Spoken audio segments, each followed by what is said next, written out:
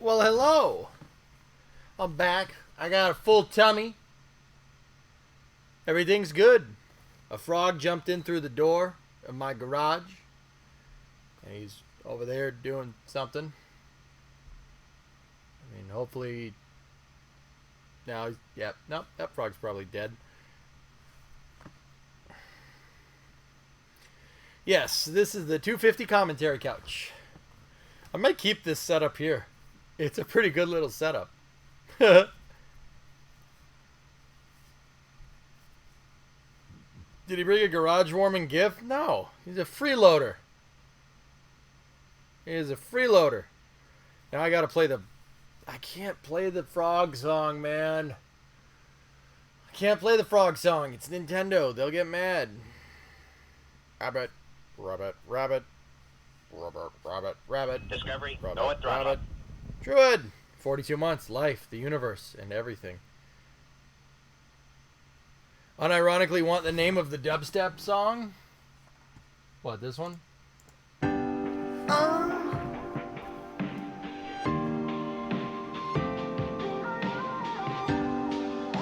You know the frogs at the park are free? Oh. Discovery. No Toasted!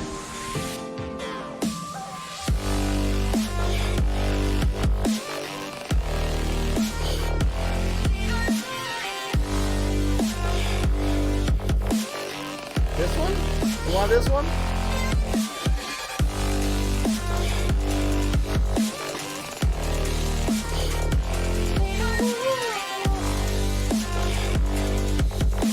Nice, Nick. Good job. Alright, that's enough. That's enough. Let's see. Okay. Alright. There. This is our current view. Many thanks. Yep. This song needs some fighter jet footage. So let's see. That's the live view. I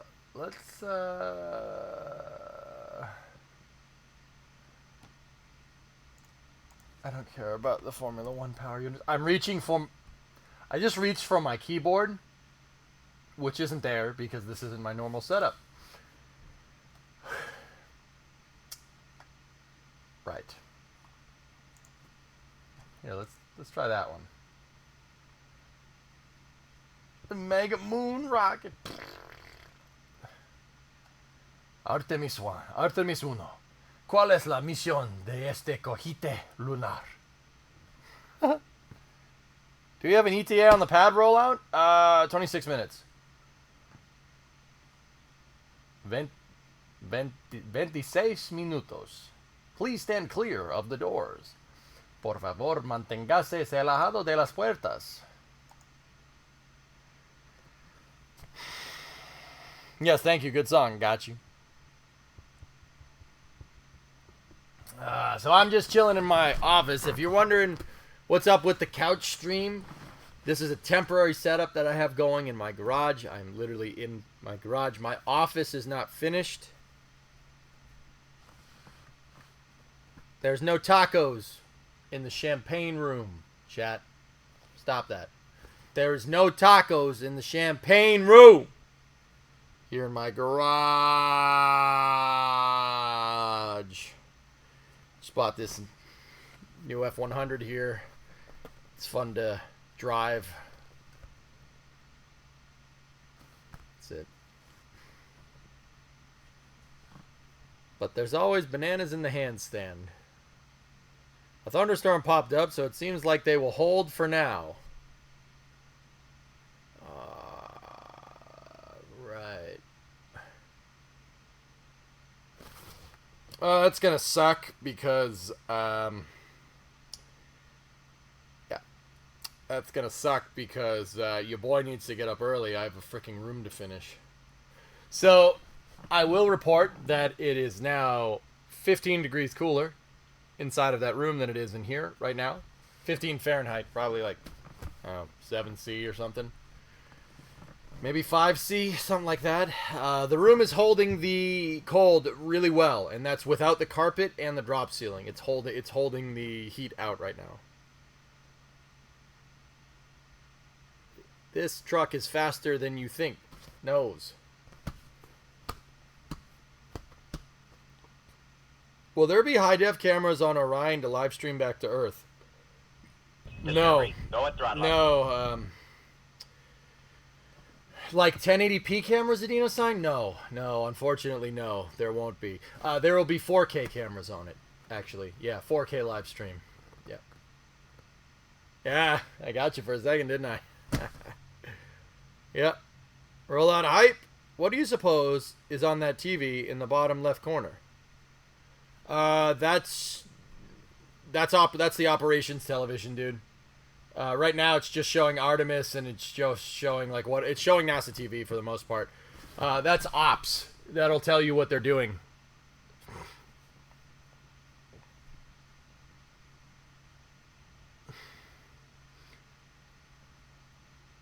What is the link to the rollout stream? I'm not sure, W. Bedankt. I'm not sure. It's the monitor they play Galaga on. So, yeah, I don't know how well you guys can see it. The VAB is over there. If I go backwards in this stream, you'll be able to see. That's it.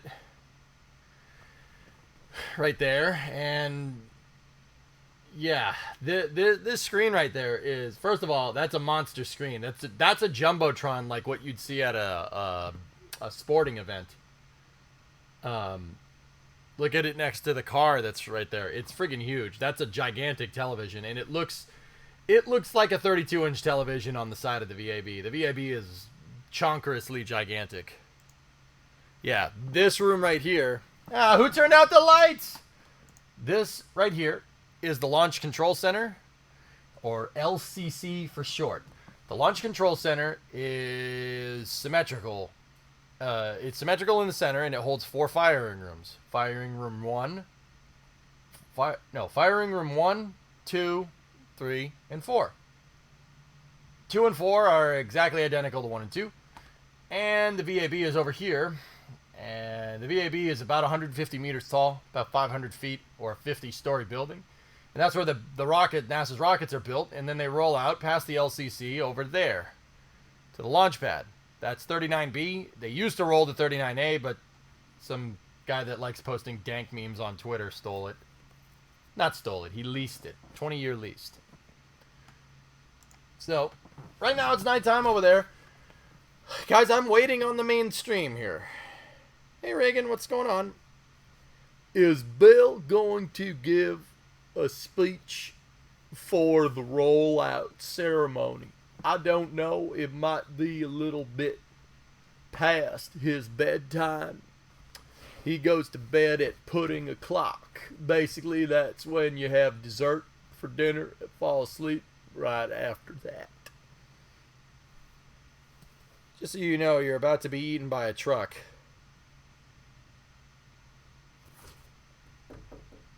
Yeah, that grill's fine. I just got home from work, dude. Did I miss the office tour? I actually haven't done an office tour today. The room is being dehumidified to... Someone's doing burnouts.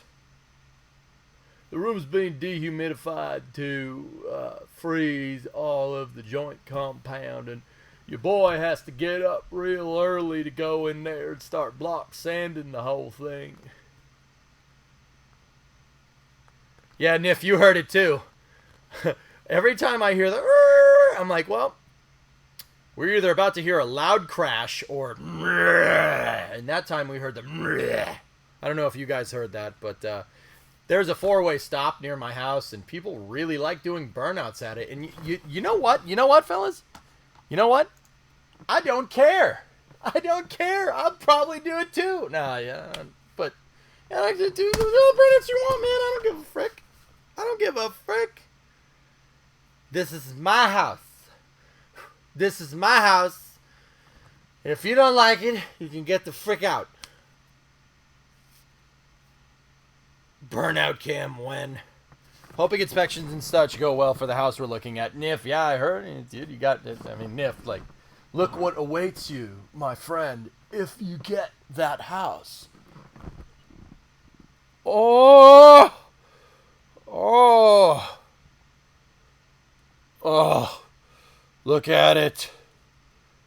Look at it. Just see. First you get the garage. Then you get the cars. And then you get the lunar regolith. Okay? You understand, pussycat? Discovery, go at throttle up. That's right, Navy. Yep. They are just accelerating faster than the traction available. It's just science. I approve of science. I don't know if you can tell from my hat markers. We approve of science here. Insulated already. Gonna HVAC it. Eventually, when the budget permits. Roll exposure oh god. Roll exposure forecast. God damn it. Alright. Roll exposure forecast, guy. Yeah, why don't you just look at your freaking forecast here? Alright, I'm taking a look. Alright, what's the forecast saying here?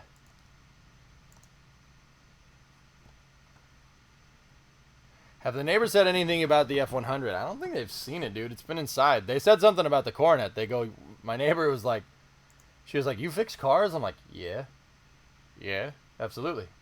Want to fix my snowblower? I'm like, she's like, I'll give it to you. I'm like, yeah. That's how that conversation went. Sadly, the VAB View Kim is the only stream. NASA decided to forego a hosted stream for the rollout. Discovery, go at throttle up. Thanks, Kaz. It's been a long time coming. Hey, Car Toys, 79 months. Can you believe it? No. No, I can't.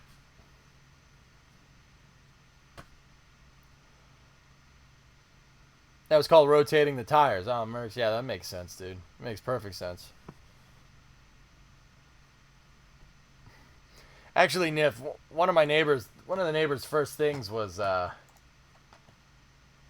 when my neighbors introduced themselves, they were like, yeah, I hope you don't mind a little bit of noise from time to time. And I'm like, no, as long as you don't, I'm good to go. And they're like, oh, okay. I'm like, yeah. Oh, God. Milk was a bad choice.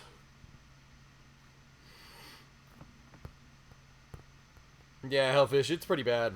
Now, it was good for a little while, from like, I don't know, 2017 to about 2020. It was really good.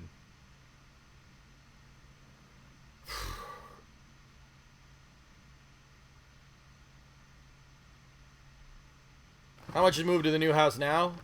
Like 99.8% Mercs. I just got to get my tools from my parents' house and a couple of cap hats. Car parts. And then we're good to go. Welcome in Zurich. Ja. Danke.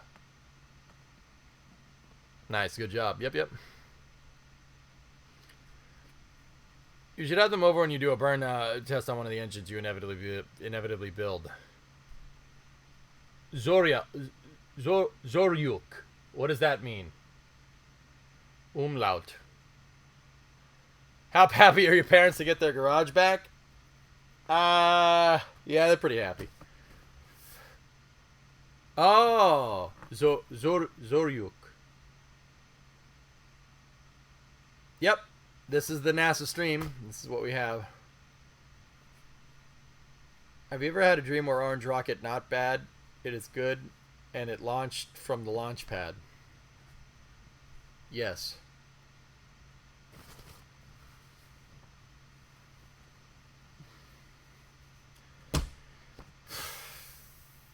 How are they this bad at PR? I don't know.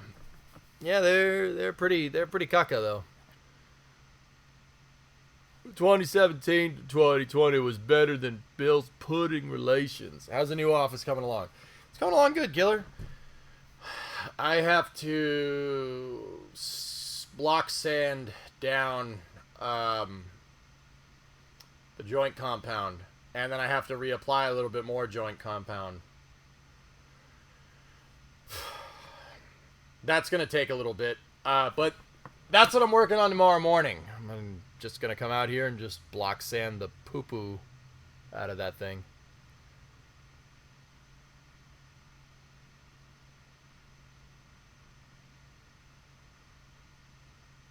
So, yeah, I have it. I have my dehumidifier in there right now, taking all the moisture out so the compound can dry. And I will tell you, it is cold in there. It's cold. Yeah. So, Killer, it's coming along good. I got to block sand it. Today I bought, I made the last big purchase. Well, last-ish big purchase for the thing. I got commercial carpeting, commercial carpet, with like a pad underneath it so it doesn't absorb water. But also it's good to roll, good for like a chair to roll on. Discovery, go at I throttle almost up. did it again.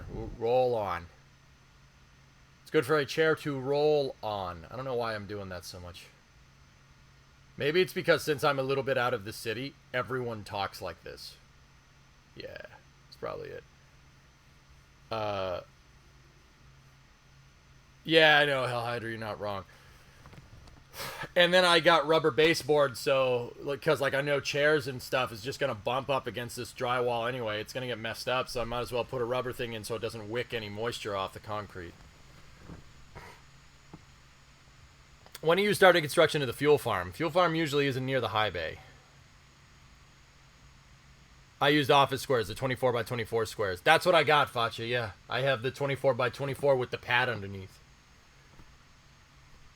DIA, hey, 55-month resub. When are the old NASA rockets going to start showing up in the yard? I tell you what, Stroker, that Saturn 1 stage would have looked really good in my backyard.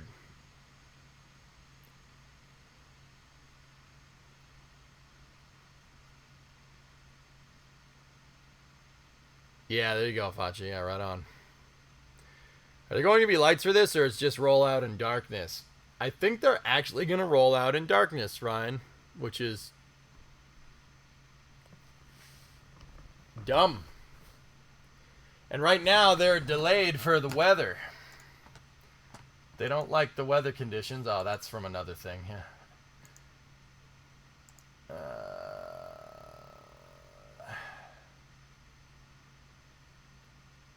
Yeah.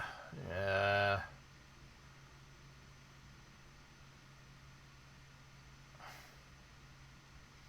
Yep.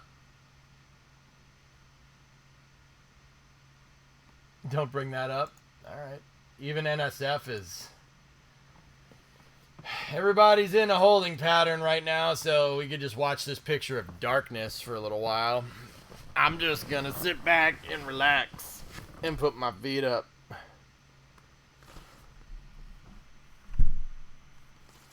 Hodor. What's up, Karate? How you doing, man? Welcome to my man cave, bro. They couldn't even light it up. It'll be illuminated, Mank, when they roll out, because they want to see the rocket that they're moving. It always is illuminated coming out of the VAB if they do it at night. I like the casting couch. Yeah. Yeah.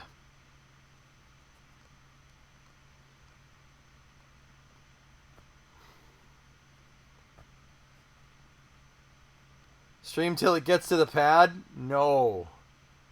No. No, Alex, no. No, no el gusto. No. Perseus, I live in Orlando and I saw the launch come directly over my house like 2 days ago. Am I crazy? Sorry for bad typing. Directly over your house? You probably didn't see a rocket, Perse. They don't go west out of Orlando, dude. You may have seen a stage like flying over or something. That happens. Making a Liber 1500 on the Minecraft server was a pain, but it's done now and it looks great. Oh. Oh. All right, you sucked me in. Why are you doing this? Don't do this again.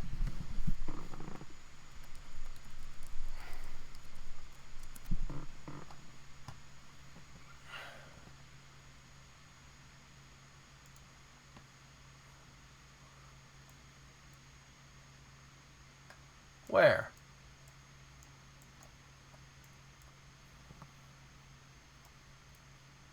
Yeah, something like that, Alex. Do it. Kill him.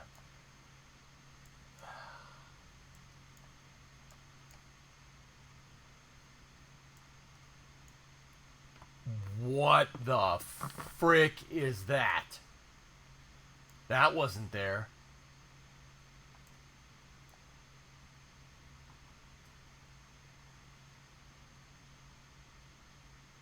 Big pond by the airport. Oh, word.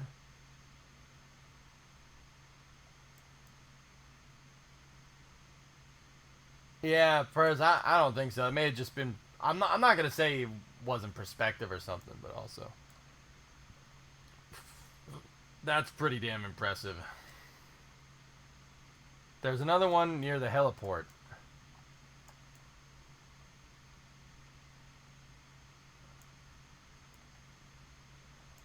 Oh. Ah. Very nice. And it's lifting one of the sunken vessels out. I got you. Cool. Cool, cool.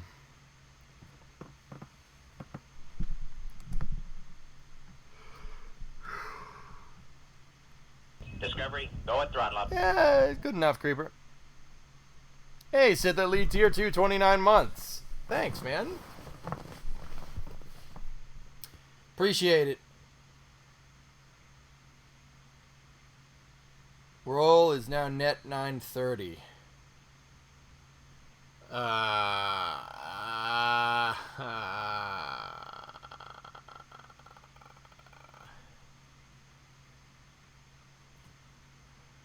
Okay. That's the way it's gonna be.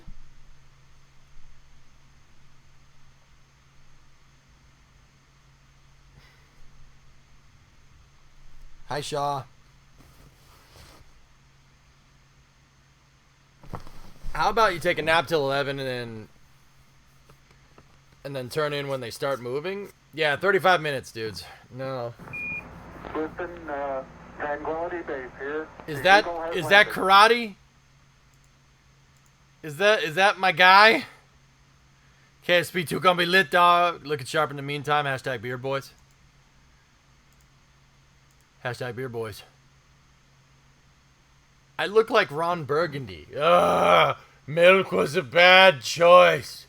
Oh, I'm in a glass case of emotion. The man punted Baxter. That man will say anything you put on the teleprompter. The last time, anything you put on the teleprompter, Burgundy will read. The reason why I have a beard, guys, is because I packed up my trimmer. Packed up my trimmer like 2 weeks ago. No, it's not unpacked. You think if it was unpacked, I'd still have this? I'm Ron Burgundy? Gotcha. Stupid mosquito. The strimmer trimmer. Dude, it's alpha. Keep it. Oh, it's such a pain. How do you like when you're rolling around? It just goes everywhere. It's so annoying. Yeah, Canadian, that's right. Have you unpacked the alcohol?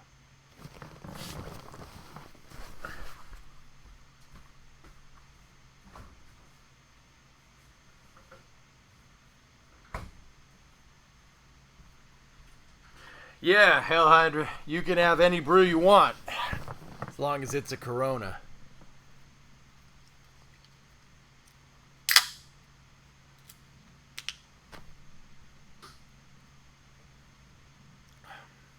Oh. Corona Premier. What the hell is Premier? Somebody left this in my fridge. Only 2.6 grams of carbs, 90 calories, because that's what I'm worried about when I drink beer.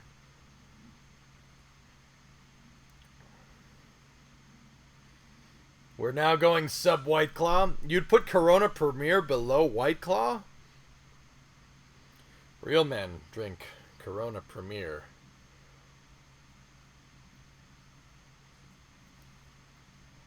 But is it gluten-free? You have anything non-dairy? Anything gluten-free? I have Guinness in the fridge, but the farmer's tan, it blinds the eyes. Oh, that's bad. That's bad. How about here? Yeah, that's bad. Yeah, that's bad. Now you've got to stare at it. You ever stared at Discovery, it? go at throttle up. Marveled at its beauty, its genius.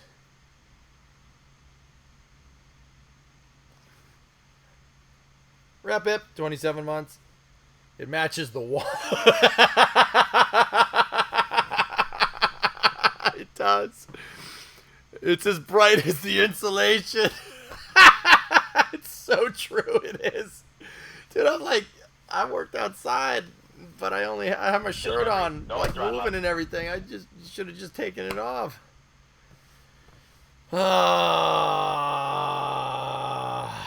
Now I know why our galaxy is called the Milky Way.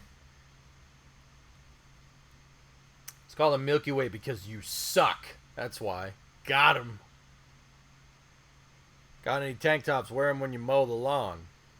I do, actually, yeah. We're the resub. Thanks, Joho. Thanks for the 38, man.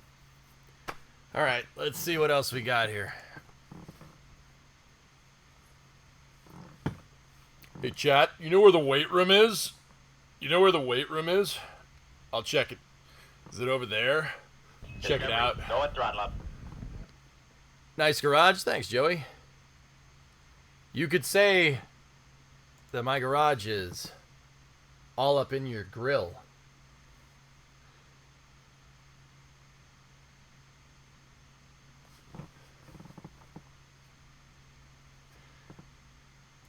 All right. I'll just get back to the coverage now. Do you even lift? That's it. I'm leaving. No. No. McLovin. Why? Save him.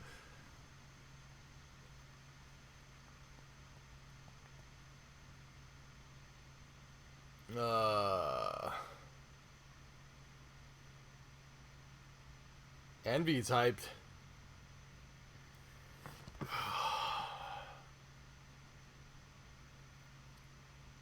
Dost thou even hoist? Good meme, Dinkelberg. Good meme. And the VAB has now entered phase 2.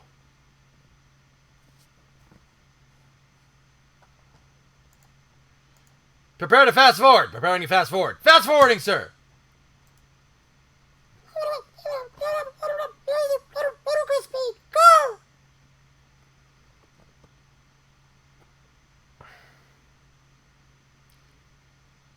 Dang lightning. Fellas, if you're up late, you probably want to... Phase 2 lightning's probably not going to get a roll. It's probably going to be tomorrow. It'll take about 6 hours. Well, it took 6 for shuttle launches. 6 to 8 for shuttle launches, Sun Temple. SLS might take a little bit longer. Who knows? Yeah. If they call phase 2, if you're in Europe, go to sleep. Trust me on this one. Just do it.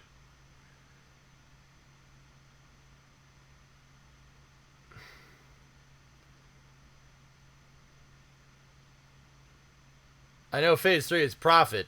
What is phase 2? Stealing underpants. Don't do that. Okay, off to bed then. Alright, Chief. There's lightning. It's Florida. There's always lightning right now, Zf5.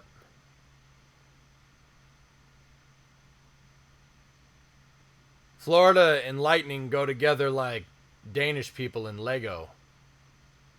True story.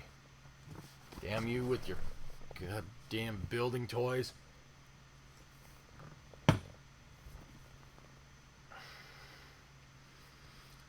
At 2 a.m. here. I can wait one more hour.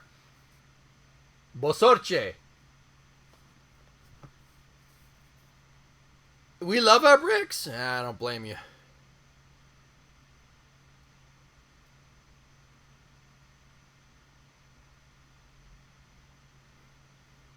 Yeah, guys, there's really not much. Really ain't much going on here. There was also the a water spout off the coast of Destin. Yeah, Niroku was showing me that a little bit earlier. Or not. Water spouts do be like that.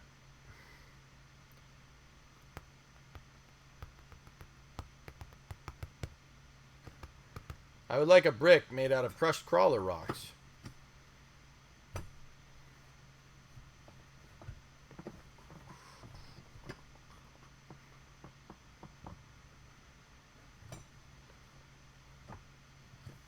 That might be nice.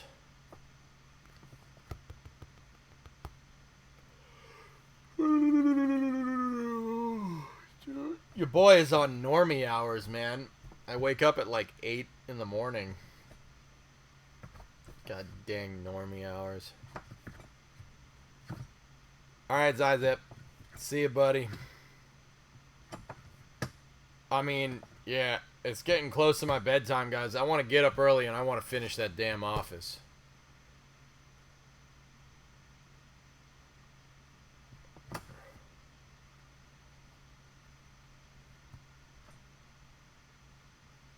My commute to work was brutal. 10 steps. Illness now, my commute's actually further now with the house. It's about, I don't know, 30 steps instead of 5. It's kind of annoying.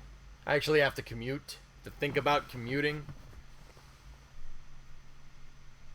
Imperial Vanilla Stout. That is good. I've had that before, Hellfish. I forget where, though. I would stay awake for Bill's speech. Yeah, me too, man. Me too.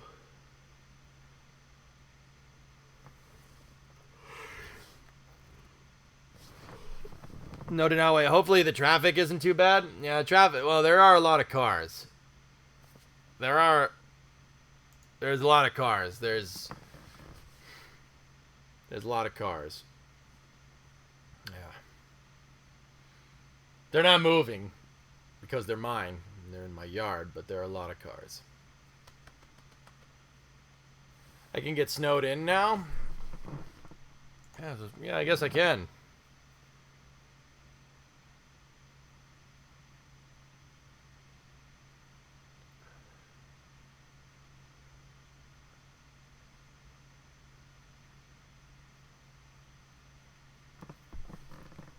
I had total gridlock in my driveway. Total gridlock. Oh, man.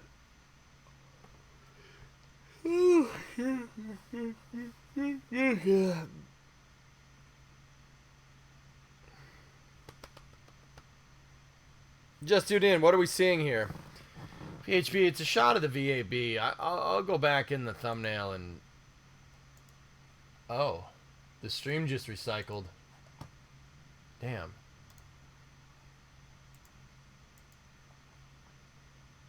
The thing just recycled. That's the VAB. The VAB is right here, but you can't really see it.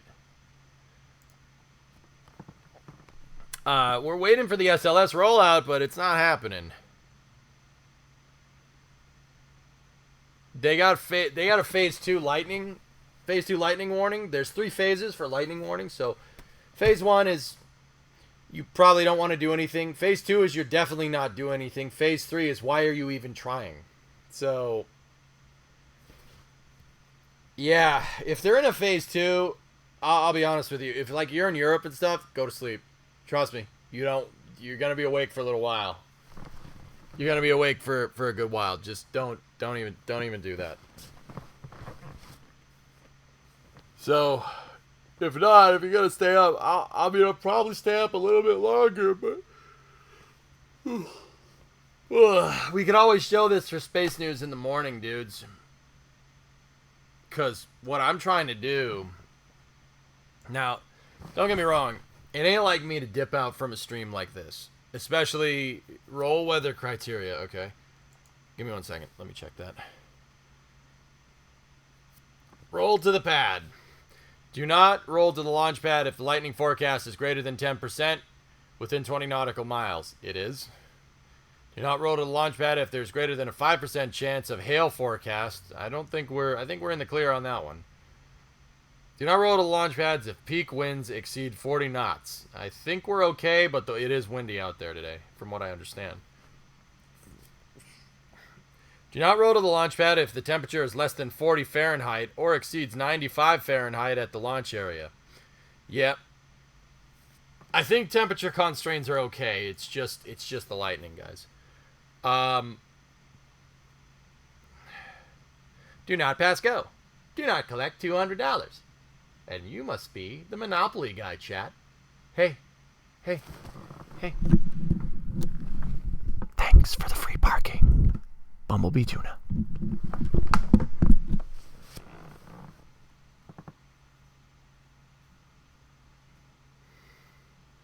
So, it's probably not going to happen. And if so, it's probably going to happen a little bit later. Now, that's what I was saying a little bit earlier. Yeah, Hell Hydra, that's why they're rolling at night. The rollout is now net 10 p.m. Has any rocket ever been hit by hail? I don't think so, Blinga, no. Guys, if this goes any longer, I'm not usually one to dip out if you don't know me. I don't do that. I usually see it through. But I really want to get up in the morning because... Yeah, I want to get up in the morning because I want to get stuff done in the morning because, believe it or not, it's cooler in that room. Because I can't have the AC on when I'm block sanding, so I want to get it done in the morning. Top Gun releases next week with 2 hours of bonus content. Nice.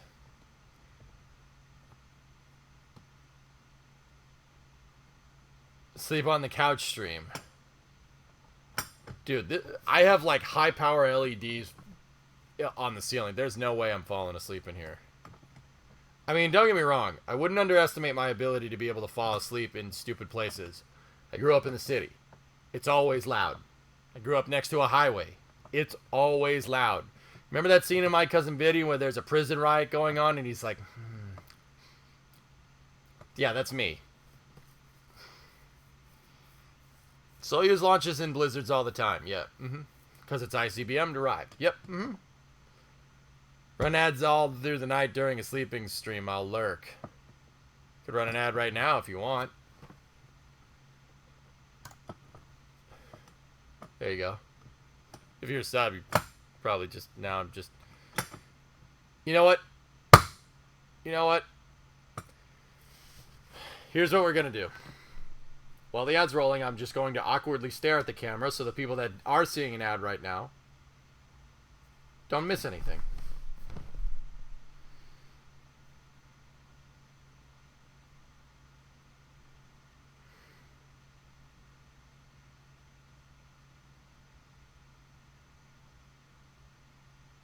Discovery, go at throttle up. Bill with a 17er. There are ads. Wendy with a tier 388 Discovery, stealthy go sub. at throttle up. Thanks, man.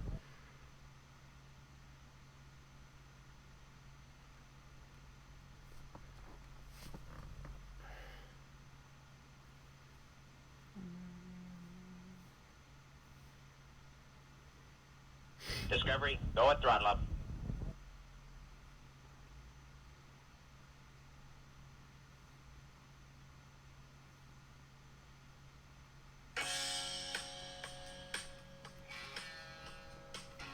Oh, hey, welcome back.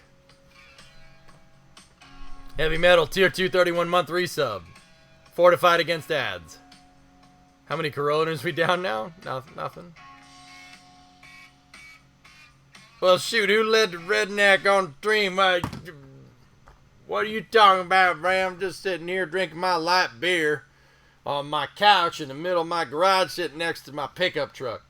Holy crap, I am a redneck. Oh, crap. When did this... No, I can't be. I'm from the city, man. But also, I have 2 pickup trucks. I have a garage with a pickup truck in it. I have a couch in my garage and a... Okay. And a flat screen TV that's sitting on a toolbox. Oh, damn. What the hell happened to me? Is Jeff Foxworthy one of your favorite comedians? No. With a grill behind you. I'm sorry, you're a redneck.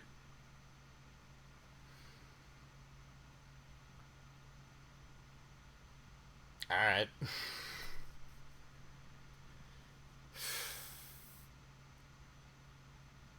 What can you do, my Vans? I don't know.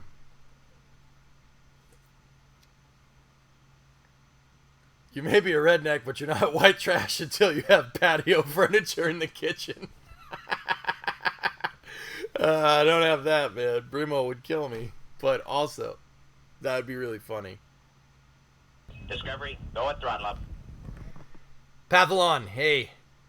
That's a 5-month resub. Thanks, buddy. So, guys, we're in a hold. SLS is in a hold. We're just waiting. Or a couch on the porch. Yeah. I recently discovered that I have become a redneck also. I have a disassembled lawnmower in my driveway waiting for parts. I have 2 broken snow blowers in my shed.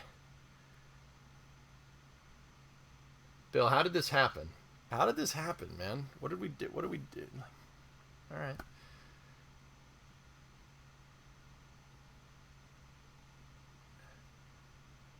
Now you need a Golf with a Hummer H2 body. It's the life. I ain't complaining, man.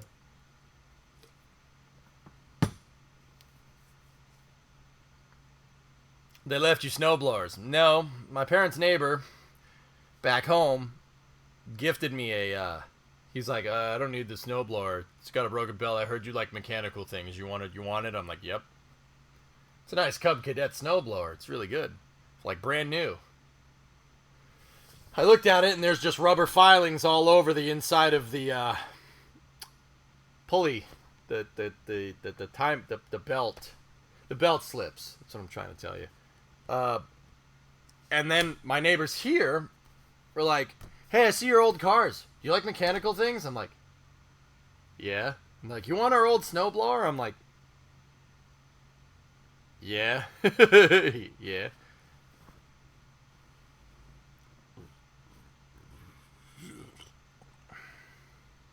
Clever way of fixing things with duct tape. Yeah. Mm-hmm. I think I've seen that couch before.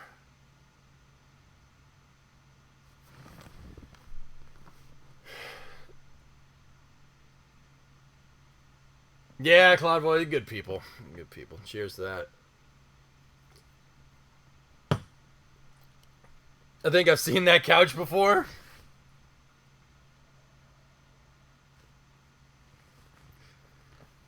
The real question is, why are y'all so... Why are you guys so familiar with a casting couch? Isn't that a little...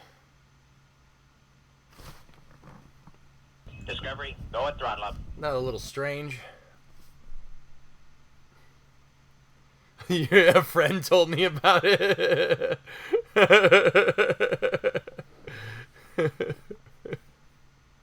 Paralyte 49-month resub.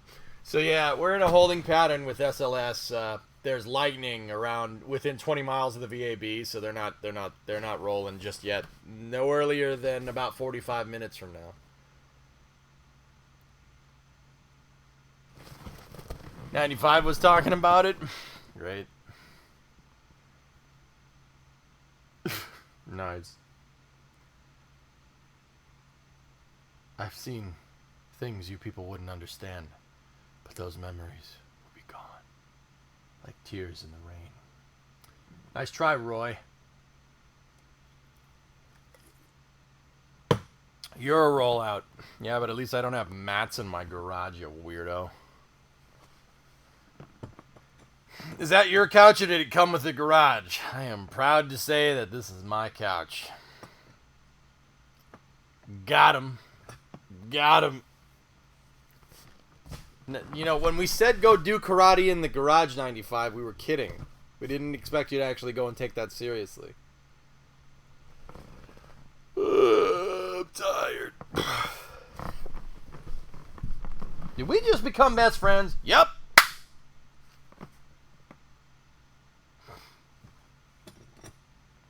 '95 is omnipresent. Discovery, He's everywhere. go at throttle up.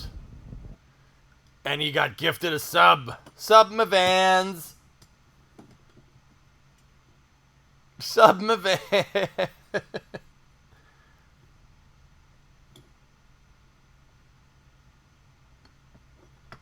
95. The proper way to thank him is to say thanks my vans. Thanks my vans.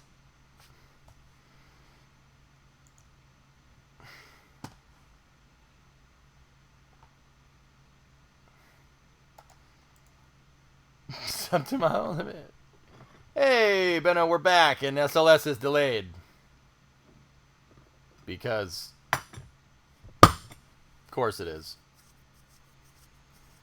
The rollout is delayed because they have lightning. There's a phase 2 lightning warning, which means lightning has been detected within 20 miles of the VAB. That is one of the rollout constraints, and they can't, they won't roll out.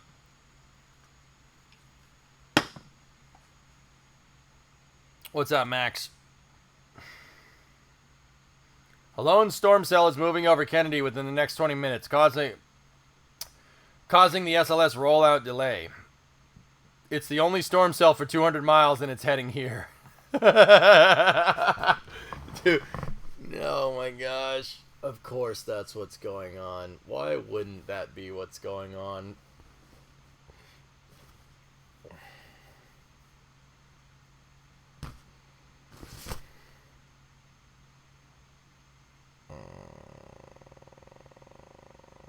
Son of a bee sting.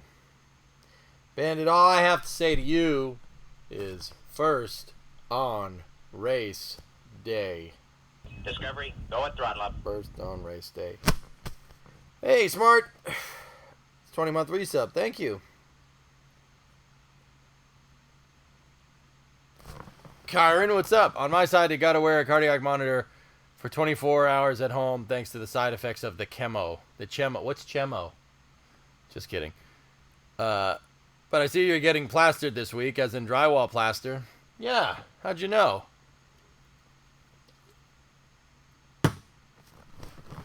So the rollout is delayed. Will that affect the launch date too? It's possible, Benno. If they don't roll out tonight, that could mess with it. If they roll out tonight, not a big deal.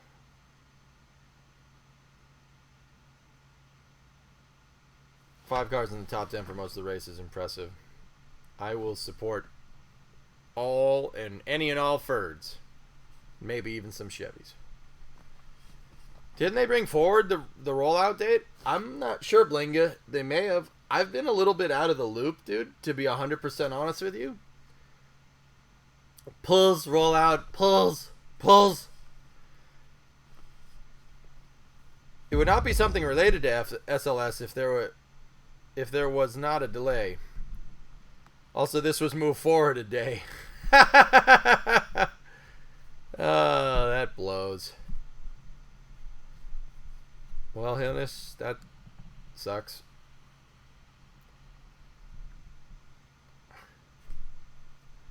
Fragment rollout was supposed to be tomorrow.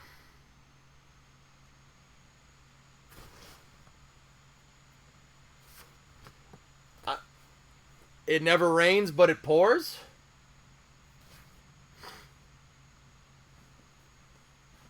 Where's the SLS stored? In the VAB.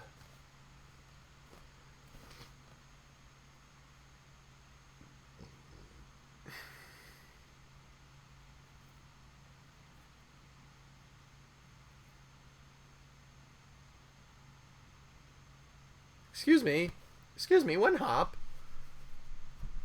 Hey, Jackery, how you doing?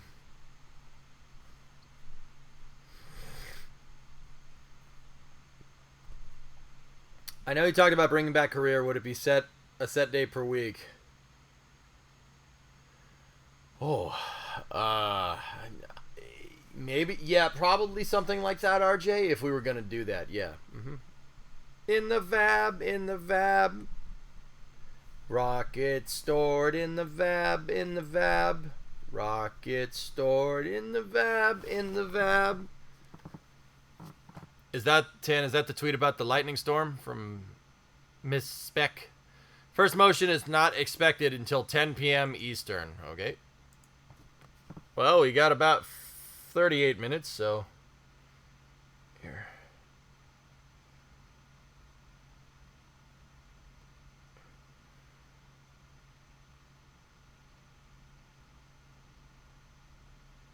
Here you go.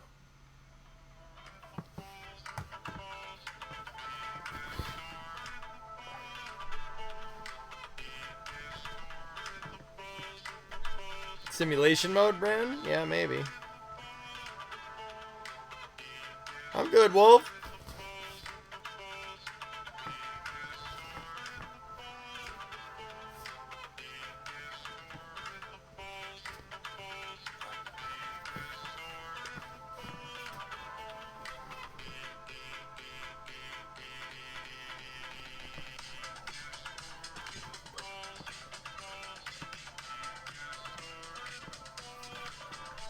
That's music, boy.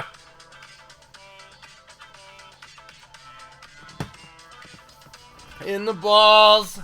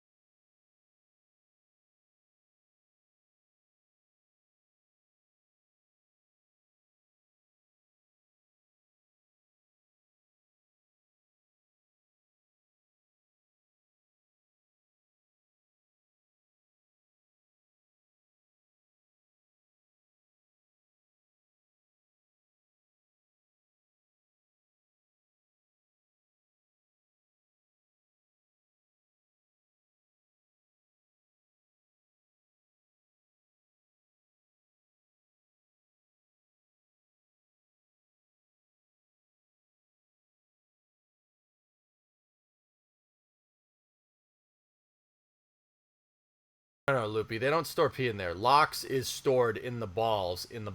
Okay? Hydrolox is stored in the balls. What's with the hair? What's wrong with my hair? What's wrong with my hair?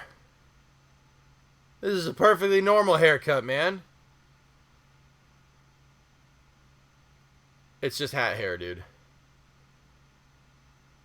It's hot hair. It's hot hair because it's pretty damn hot in here. This garage retains heat pretty well, even after the sun goes down.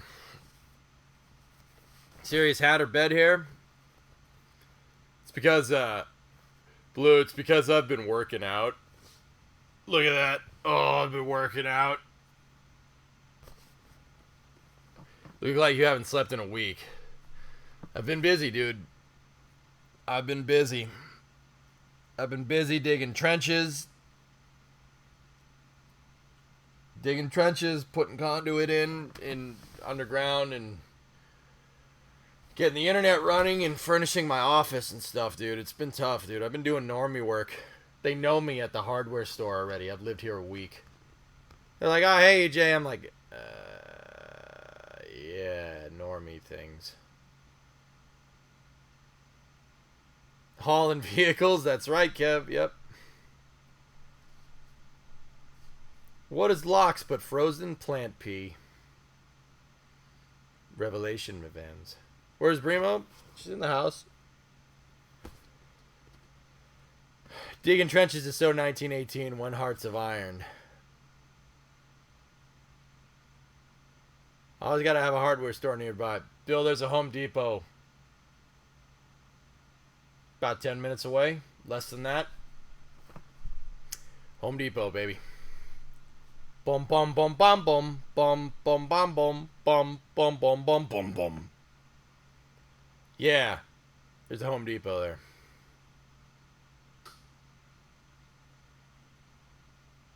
That's walking distance. It very much is, yeah. Oh, Mav, the damage is already done there, and your boy has a blister the size of a penny from digging a trench. See that right there? Look at that. Look at that thing. Yeah.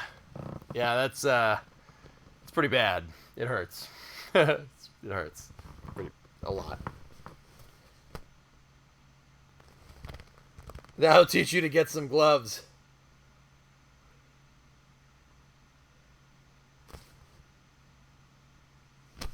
The gloves, yes. The digger, nah. Yeah, wear some gloves next time. Oh, yeah. Your comments are magically making my blister heal more. Just keep making recommendations after the fact. Yeah. Oh, I can feel it healing. I can feel it healing. No, keep doing that. Oh, maybe you should have worn gloves. Oh, wow, it feels better. I want it to be more pain, my fans. Well, you didn't consult chat before you dug the ditch. I didn't have any internet. Well, I did have internet, damn it. Oh, okay, you win this round. Chicks dig rough hands.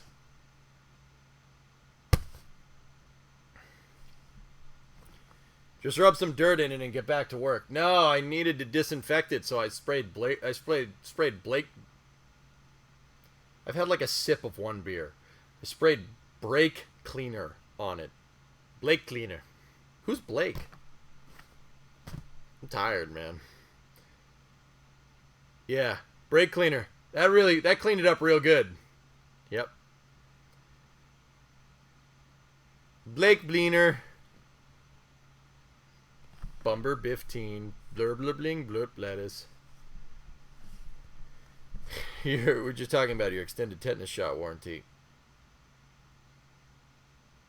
Brake cleaner, you got to use Windex.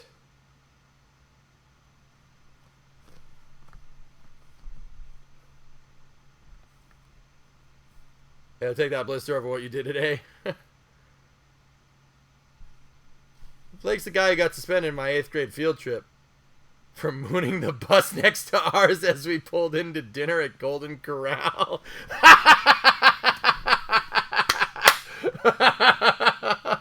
Blake forgot his crown, Loopy. That's awesome. Yeah, Dukas, rollout is going to start at 10, dude. The lightning within 20 miles. There's like one storm cell, and it just happens to be right over the Cape, but the weather in Florida has ADD, so it'll change. It'll change in 30 minutes. What a Chad. That's awesome. It's not even the best part of the story. One of the students had parents with a t-shirt shop. Oh, this is awesome. Go check General Discord. Where is he? Do I have Discord on this computer? Oh, I do.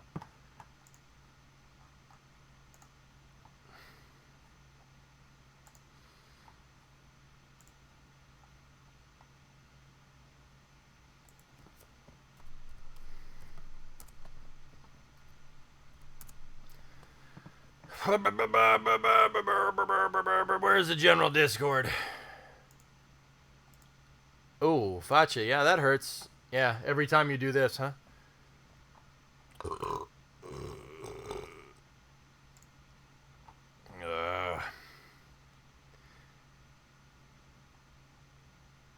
Guess how quickly the free damage shirts got banned? That's awesome.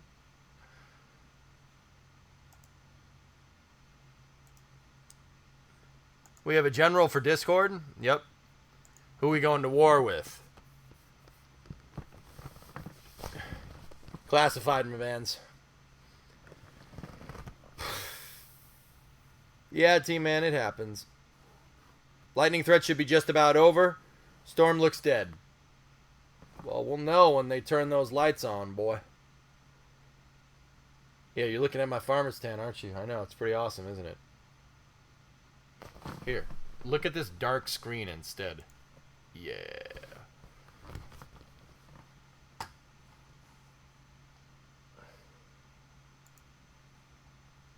Prepare to fast forward. Preparing to fast forward. Fast forwarding, sir.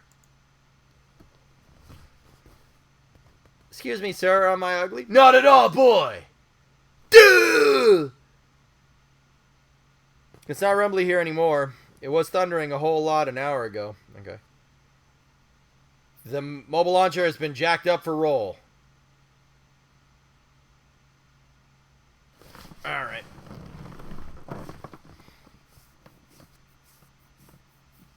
Is that couch made of hefty trash bags? Yep. Nope. It's a 4-strength, 4-stem leather couch. Leather couch. Leather couch.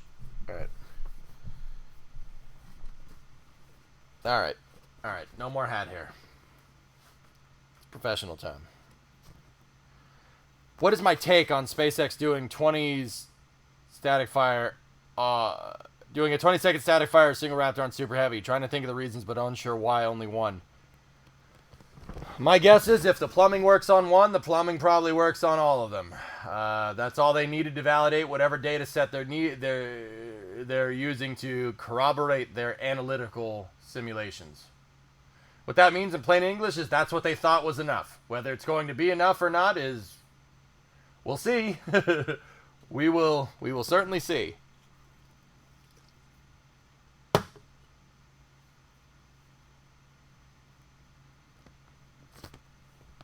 Remember, chat, if we kick the VAB door in, the rocket will fall like a house of cards. Checkmate. It's a great picture, Loopy. Is SERV 5 meters in diameter?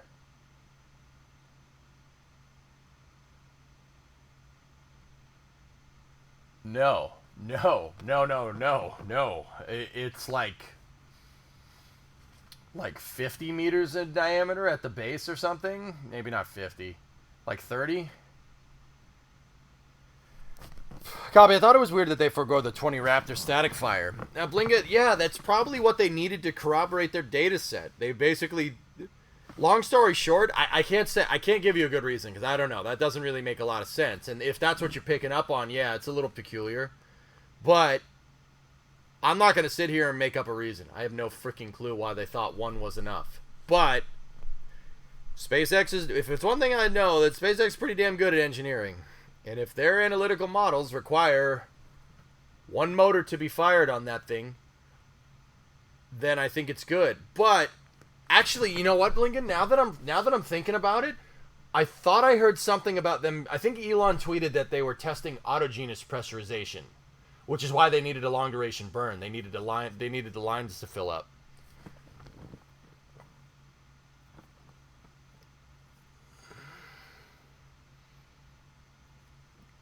Now that I'm thinking about it, you think Super Heavy will have some of the same problems as the N1 with the amount of engines they both have? No, Ryan. Look, Super Heavy's complicated. There's a lot of things that can go wrong. But SpaceX does have a good amount of data backing it up, and they do a lot of testing. If you watch NASA Spaceflight's McGregor testing stream, they're firing off Raptors 20, 30 times a day. A day.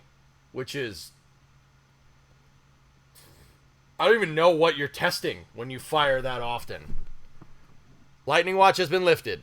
Yep, about to attempt long-duration engine firing to test autogenous pressurization. Yeah. So yeah, Linga, that's right. It was the autogenous pressurization. That's why they fired one. They wanted to make sure their AP pneumatic system worked correctly.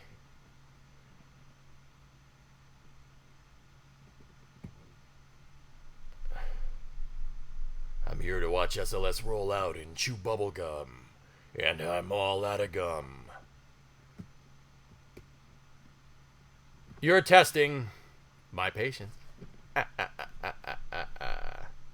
Fortunately, Kev, I have at least 3 patiences today.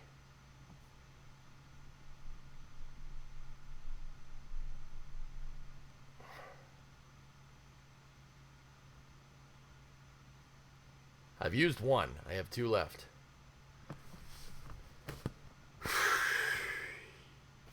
Ugh.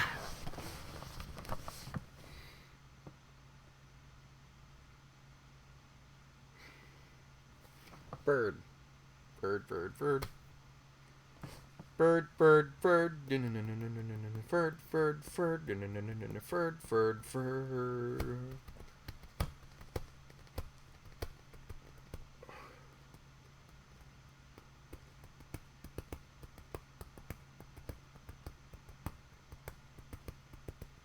Discovery, go at throttle up. Hey, Element. Good to see you from your new home, my friend. Hey, right on, man. The t-shirt is awesome. Rice Ball, I make car parts for the American working man, because that's what I am, and that's who I care about. What's up, dude? How you doing? Element, thank you for the 52 months, man. I do appreciate it. Here. Here. Check it out. Boom. May not be your car, but I am literally sitting next to my truck, which is pretty sweet. That sounds a lot like a relative of the Ford CEO. Yeah, you're not wrong there, guy. LNG is stored in the balls, I'm RB. That pile runs. RB, you're not allowed to give me crap. You don't have a license. You don't have a license. You're not allowed to. See, because you know why? Because you don't have a license. I could say everybody sit here and point and laugh at RB because he doesn't have a license. And he tries to give somebody crap over their cars. And then just try, at least my car's run now. It's your dad's truck. It's your dad's truck. Nice try.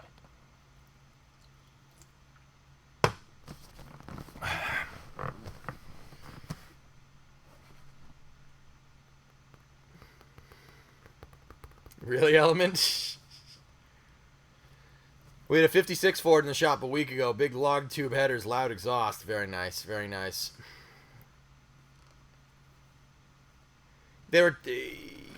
firing 1 to 2 off is a lot different than getting 20 to fire perfectly. But firing 1 to 2, dude, is... firing 1 is good enough to test the autogenous pressurization. Because it's a pneumatic... Autogenous pressurization is a pneumatic tap-off system that repressurizes the tanks using engine gases, okay? Using gaseous methane and gaseous oxygen. You only need one engine to build up that pressure. They weren't testing the engines. Long story short, we'll see a longer static fire later, Ryan.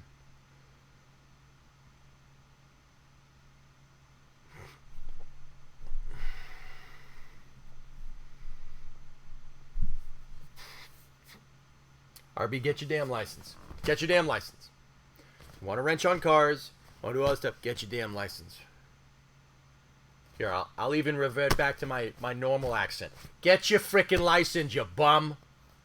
You want to frickin' talk about cars with me? Get your damn license, and then we'll talk. Me, I have 4 cars. All of them run. All of them. They all run, guy. Where's yours? All of them run. And now I could say that all of them are on my property, too. Okay. Dealer fried the ECU somehow and is building a new one from scratch for your car. Can't fry the ECU when you don't have one. How did you get the Ford there? I trailered it because it deserved to be trailered because it's a nice truck. It runs, dude. It runs. It's just got no exhaust. It's running open headers, Facha. I'm not driving with that. Look, I had a choice. Finish the exhaust on the 97 so I can use it to move, or finish the exhaust on this so I could drive this down here once with a short box, with a 6-foot box. Or an 8-foot box that passed inspection that I can reuse. That was my choice. I stopped working on the 59 and I started working on the 97. And now the 97 is past inspection. And I mean I put quotes on, but it's past inspection. We had that whole fiasco right when I moved. Where's the car pack? It's at your mother's house, guy. Does it have brakes? This thing? Yeah, of course it has brakes. I plumbed it myself. Now you have no excuse to not let Freb idle a bit with open headers.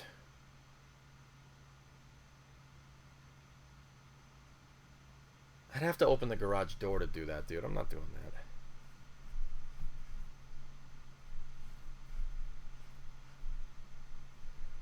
Last I saw, they were still leaking. Let me see. Yeah, they still are, Hillness. Yeah, and she's leaking oil. It's leaking oil. It looks like it's leaking oil out of the rear main or something, dude.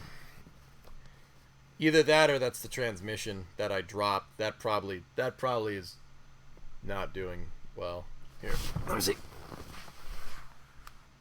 Pee pee balls balls pee pee balls balls pee pee.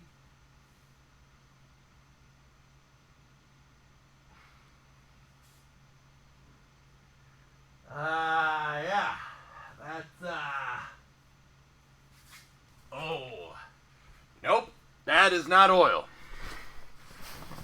That's not oil. Yep. Yeah, that's not oil. That is also not good. Engine pulling stream when? Let me get my crane down here. Red fluid, guys. It looks like blood. Anybody know what fluid looks like blood? Brake fluid's clear.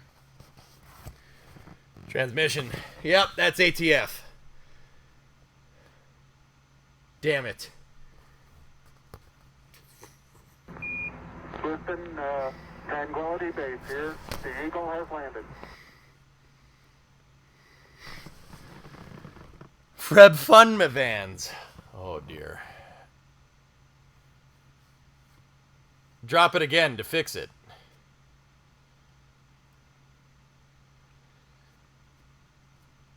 We're just, you know what? We're just going to have to take the C4 out of there. Just going to have to take the C4 out. Maybe your boy goes and finds another Zf5. Puts the Zf5. EJ's got an idea.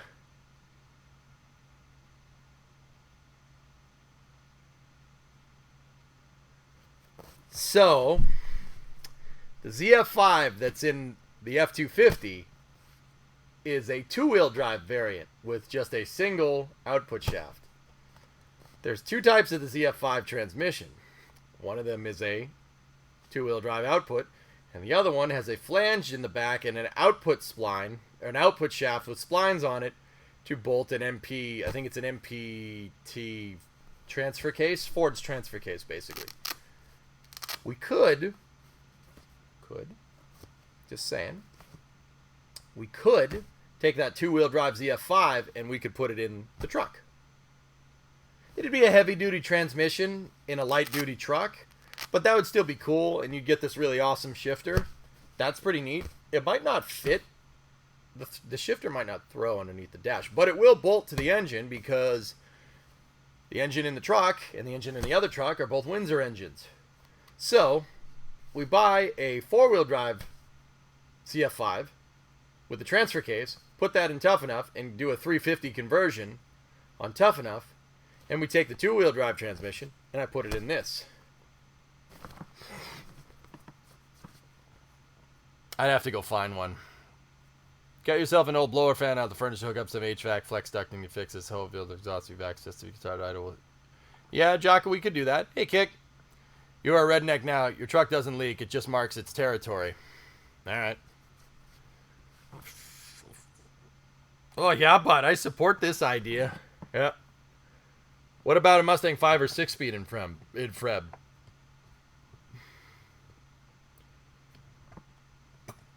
We could.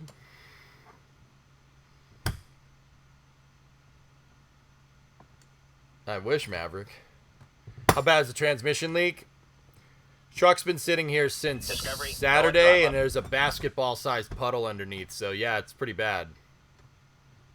Is the garage floor coated? Yes. Honestly, if you're going to manual, T5 would be the way to go. Yeah, I mean, but the ZF5 would bolt. The ZF5's output, or the bell housing on the ZF5 can bolt to a Windsor, I know, because it's bolted to a Windsor in my truck. Is it by the tail shaft? Nope. Nope, it's under the pan.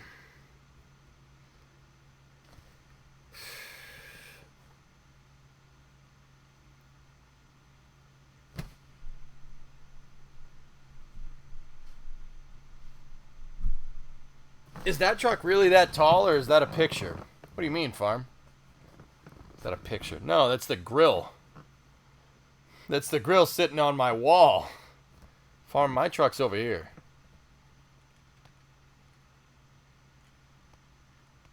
And here, if we just grab this, you guys can look down under there and see the transmission leak. Dude, it being in my parents' garage for so long put a dent in the door. You guys can see it right there. That's so annoying. I'm really annoyed, but that's bull crap, dude. But it is what it is, man. What can you do? Oh, I know how to do Bondo. It's fine. He messes with your head. It kind of does look like there's a truck behind me, doesn't there? Yeah, no, that's just the grill from the F-250. Farm, I put a 65, no, 59. That's my truck, dude. I've had that truck for a long time. Tidy Cat is your friend? Yep. That's definitely not good. I'm just going to have to find another transmission for it. Oh, well. Bill, refresh my memory, dude. Are T5s a hydraulic, or do they use a mechanical fork for actuation on the clutch? Oh. Loopy, what's that? Pretty empty, Wisp. Okay, NASA EGS, tracking weather. Storm cells passing through the area have delayed rolls. Stay tuned for updates. It can be either. Okay. 2002 F-150 looking at 147,000 kilometers. Would you recommend? That's like, well, wait, 147,000 kilometers is less than 100,000 miles. That's like 80,000 miles. Ismic, it really depends how much. 2002, if you're paying over 5,000, regardless of condition, it better be mint. Fork, but there are limitless aftermarket combinations. Cool.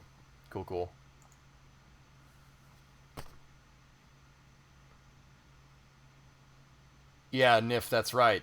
That 5.4, dude, that 5.4 is a piece of trash. Those Triton motors are garbage. And I'm saying that as a Ford guy. I hate those Triton motors. Suck. We could just forget all about that. And once again, I'm saying this as a Ford guy. If you're looking for a truck from the early 2000s, literally go buy a Chevy. The Ford trucks were not very good. They had 4.6s in them, the 4.6 2-valve, like a Crown Vic motor, and then the 5.4, and then they had the 6.8. And 6.8s are cool, but I mean that's cool, but yeah, not a dime a dozen. They can't really do much with them. I say that as someone who owns a 3-valve 5.4. Yeah, tall deck 5.4s were good. Thanks for the heads up. Yeah, 5.4s are caca. They're no good. I would not buy one of those. What transmission is in the 59? It's a C4, RB. The C4. It's just a 3-speed automatic. It's got a 9-inch rear end, 9-inch open diff with 373 or 370s. It's got a 370 gear in it because 50s. I like early 70s or earlier Fords. Farm, I really like any Ford truck up until 97. And they're not those 3-valve engines and those 2-valve engines, and it just a pushrod engine is so much better. It's such a better application for a truck. I mean, look at the success Chevy's had with the LS engines. It's just a better design. It's a better design for a truck. Maybe not for a car, but for a truck, abso-freaking-lutely. You see my bit above about the generator hookup? No.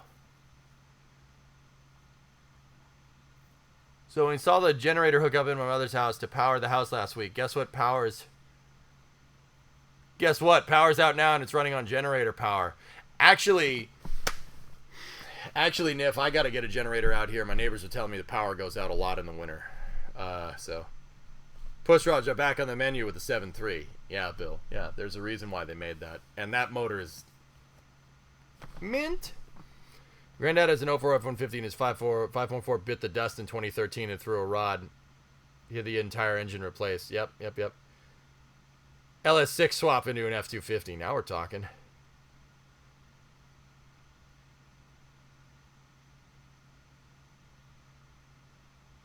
Propane generator, more reliable up north. I'll take a diesel generator, Karate, to be honest with you. NSF is going up. Rip, Charger, and Challenger. Yep. Save up for natural gas if you can. You want me to use nice, clean, burning propane? I tell you what, boy. All right. Let's see what NSF is up to. Water towers, fly! Echo down phenomenal.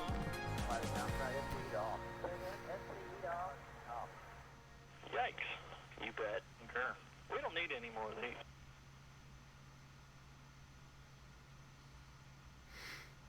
Oh, yeah. Good afternoon, good evening, good morning, wherever you are around the world.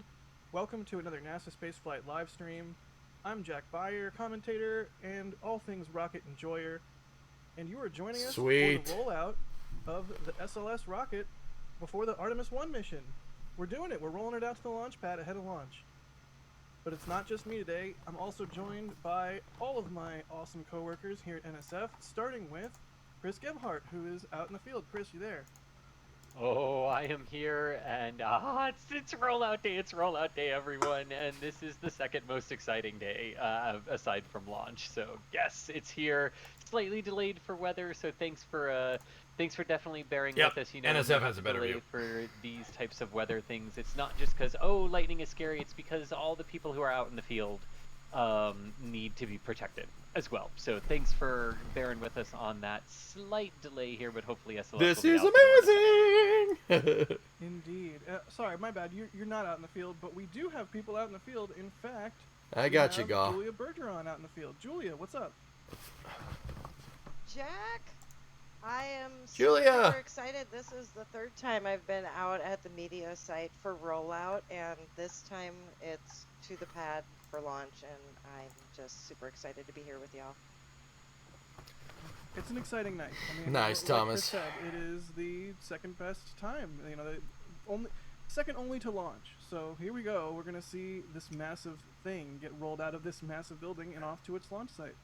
Yeah, pretty you're in sweet. for a treat if you're up. Also joining us, we have Philip Sloss, the expert on literally everything SLS. Philip, how you doing tonight? Good. We're standing by for first motion here. You guys might get Cannot some wait, feedback and through super the mic. glad to have you joining us on Sorry about that. the insane knowledge buried within your cranium. So thank you for being you and joining us tonight. Just gonna fast forward, make sure we're all caught up.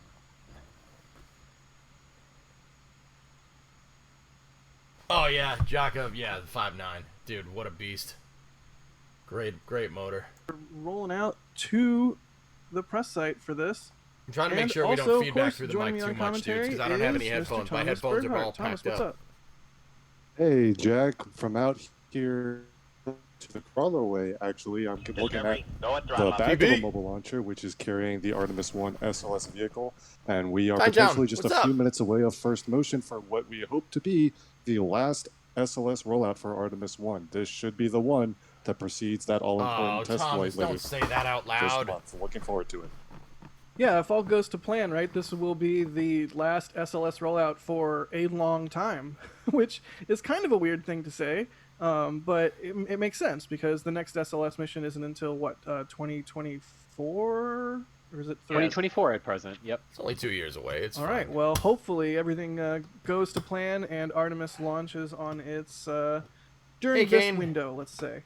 But yeah, as usual, we're doing a Oh, Q&A type deal, hell interactive yeah. thing here on NASA Spaceflight. So if you have any questions, at NASA Spaceflight in chat, and we'll see it pop up in some software that Michael wrote. Oh yeah, Michael is in the background as today's live stream director. So thank you to Michael as well. You can see this is the base of the crawler on Damn, top of the Linga. mobile launch platform, right? I mean, who wants to talk about what we're seeing right here? I mean, I immediately instinctively want to Yeah. throw it to Philip. Sorry, Chris. Go for it. Well, we are looking at the base of the mobile launcher, so this is the platform part of it, and then you can see in the upper left, you can see the two solid rocket boosters. So they're a little bit obscured there. Nice, caveman. But down at the bottom, what we're looking at, or what She's we're looking moving. The for tracks are is- moving, guys. You can see in the lower right. All right, I'm stopping, Phil. Look, guys, the tracks are moving. She's moving. See the track? I don't know if you guys, I don't know how well you guys can see that on the screen, but there she goes. The wet dress rehearsal, and we can kind of see a little daylight between the.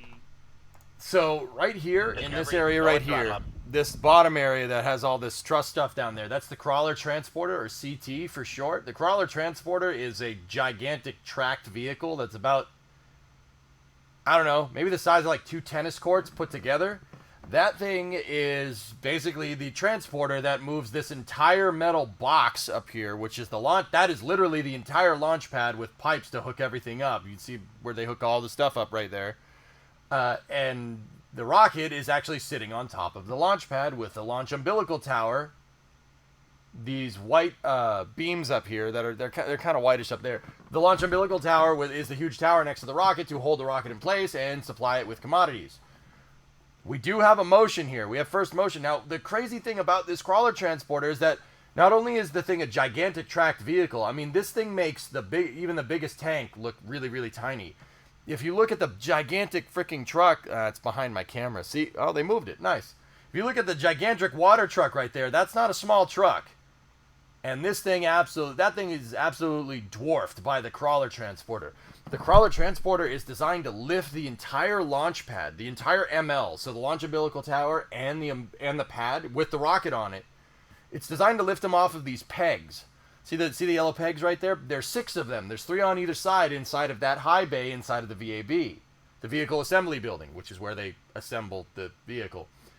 The high bay is a very tall bay that the entire launch pad can go inside. You'll see it come out of the bay here in a second.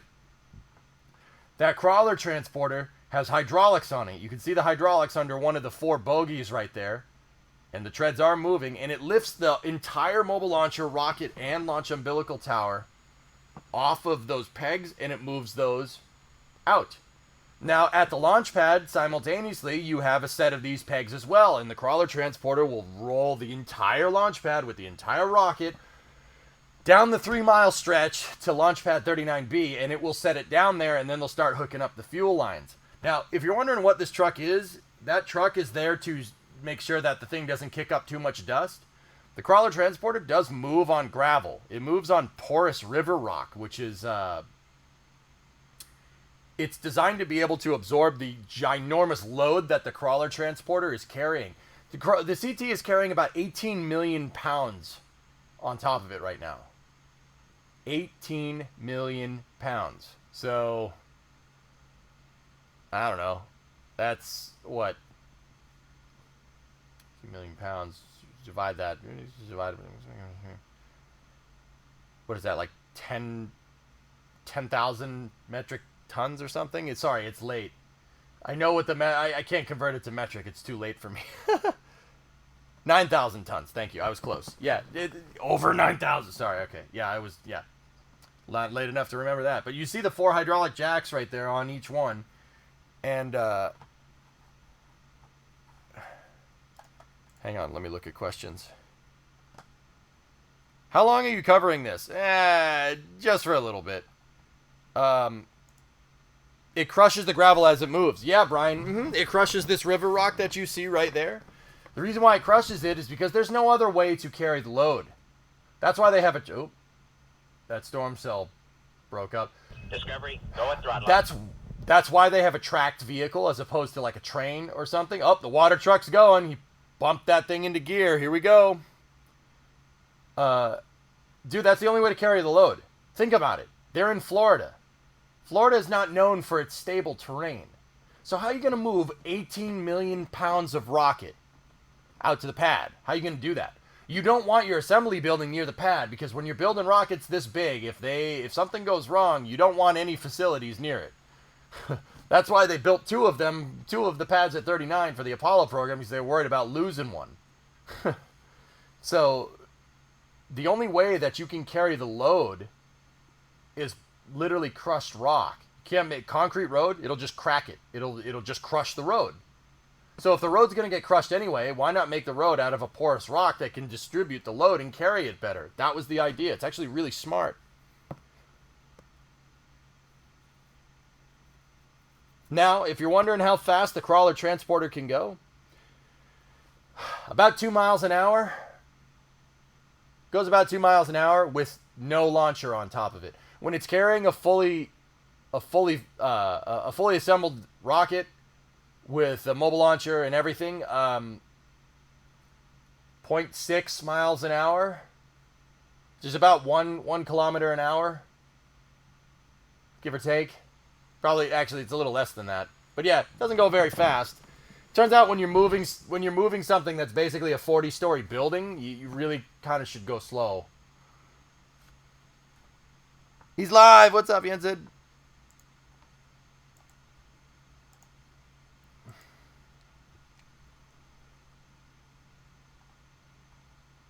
And it's cheaper to replace. That's right, man. Yep.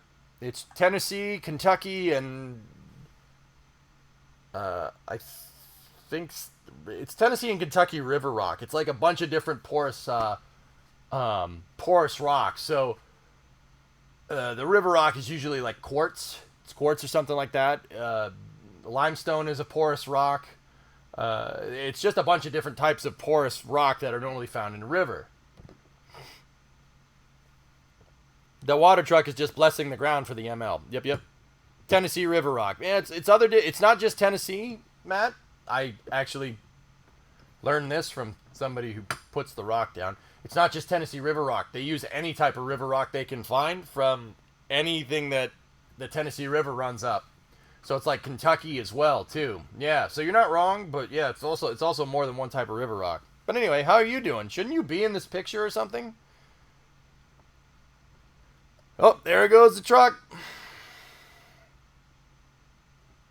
Normal streams this week, just space news, Katra, just space news. Yeah, I have to finish my office, so I got my temporary setup. You guys see my man cave couch right here with the grill from Tough Enough behind me. I'm going to Michoud in the morning, so no. Oh, yeah, it's a little ways away. You can make the drive. You like doing that, but also there you go. Look at it. Oh my goodness. 40 stories from ground to the top of that thing. The rocket itself is about 30 stories tall.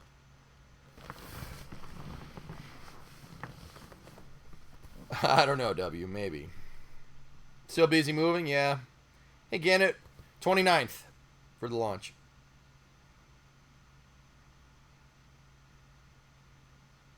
Yeah, I got you, Matt. Yep.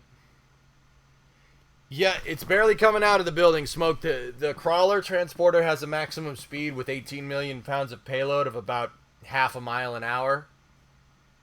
It's gonna take all night for it to get to the pad. Estimated travel time, Denny. They can up it. They can go faster if the conditions are right. Usually, like a shuttle stack took 6 to 8 hours, depending on which pad it was going to. SLS being a little bit heavier, you can't go as fast. You got to remember, shuttle is designed to rock back and forth on the MLP because that's what it does when it lifts off. So you could go a little bit faster, and it was not nearly as heavy as this thing is. SLS being an absolute chunker of a freaking rocket with those gigantic SRBs on the sides. Yeah, you should probably go slow. You don't want to do anything dumb. So it's gonna take anywhere between 8 and 12 hours. It'll be there in the morning. Yeah, Mank, that's for real. Hey, Rev. It comes out of the VAB particularly slow. Don't want to hit anything. Yeah, that's probably a good idea, Rev. How you doing, buddy? Are you there, dude? Yeah, KJ, there's a water truck. It just helps keep the dust down. Remember, they're moving on gravel. Well, river rock.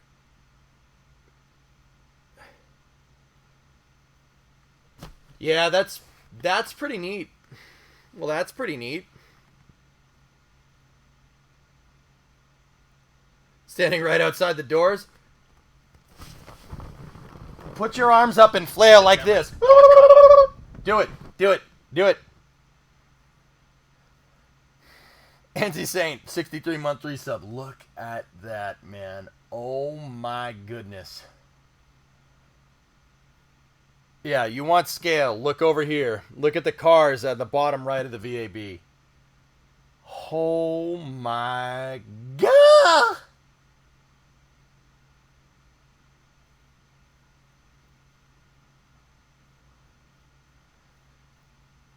Do we have a specific pending launch time? SLS is currently scheduled, guys, to launch on August 29th at 8:30 a.m.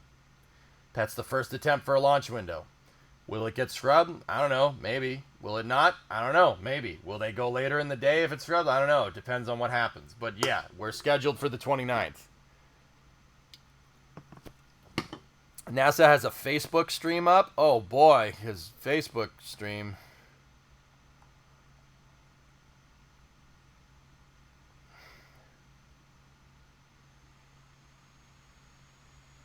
Is a test flight. We're going to send the Orion into orbit around the moon, let it sit there for several weeks. We're going to test out all the systems, then we're going to... Hey, get back here.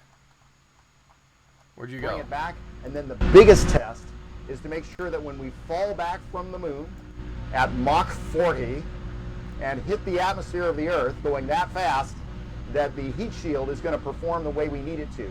That is the biggest test on this flight. Now, we're going to be testing hundreds and thousands of different components and operational concepts for how we're going to fly to the moon, but the heat shield is the biggie. And when we get the go on the heat shield, then we're going to name a crew and get ready to fly people to the moon for the first time in 50 years. Wow, since 1972, right? Correct, now, yeah. you mentioned crew, and you are an astronaut. Have you given a lot of thought about what it would be like to return to the moon or to walk on the moon yourself? Oh, absolutely. There is no astronaut who doesn't dream of that every night. So as far as return from the moon, you know, most of us were tiny children the last time there were people on the moon. Sure. So it will feel new to us. Look at that rocket, man. Of course, historic to once again walk on the moon. But I think for the people who are lucky enough to step out onto that surface, it'll be a brand new experience for them. I'll pass changing the light bulbs on the top of that thing. Like I've been to the top of that thing, Dave. Yeah, like for the Artemis generation, we like to say. Absolutely. I've been to the top of that mobile launcher, man. It's a little sketch. It's a little sketch. Been up there on a windy day. The whole thing does this. It's a little sketch. Little sketch. I'd go. I didn't say no. I did not say no. There's no way that this is live right now. Oh, flipping back over to NSF here. But did you change the bulbs? Nope. Did they make another space shuttle? No. No, Smoke. This is SLS. It's a shuttle-derived launch vehicle, so it's using space shuttle parts, but it's a regular like capsule up at the top. No, nothing riding on the side type of rocket, man. Look at that thing. So, a little bit of context here. The VAB, that big gray building on the left side of your screen, that thing is 500 feet tall. It's to the top. It's a 50-story building. That should give you a little bit of scale. That rocket's 30 stories tall. Yeah. The launcher that's next to it is 40 stories tall. Pretty crazy, right? The KSC newsroom is live. They just need to fire the person running it and hire somebody who knows how to work it. Yep. Yeah, okay, that's fair.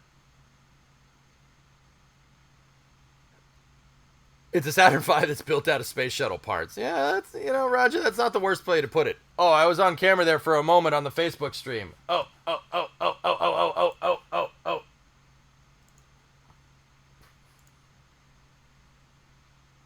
Spacecraft and go outside. Dude, walk behind them, Rev. You won't. Some tethers and walk behind them and be like power tools and build things.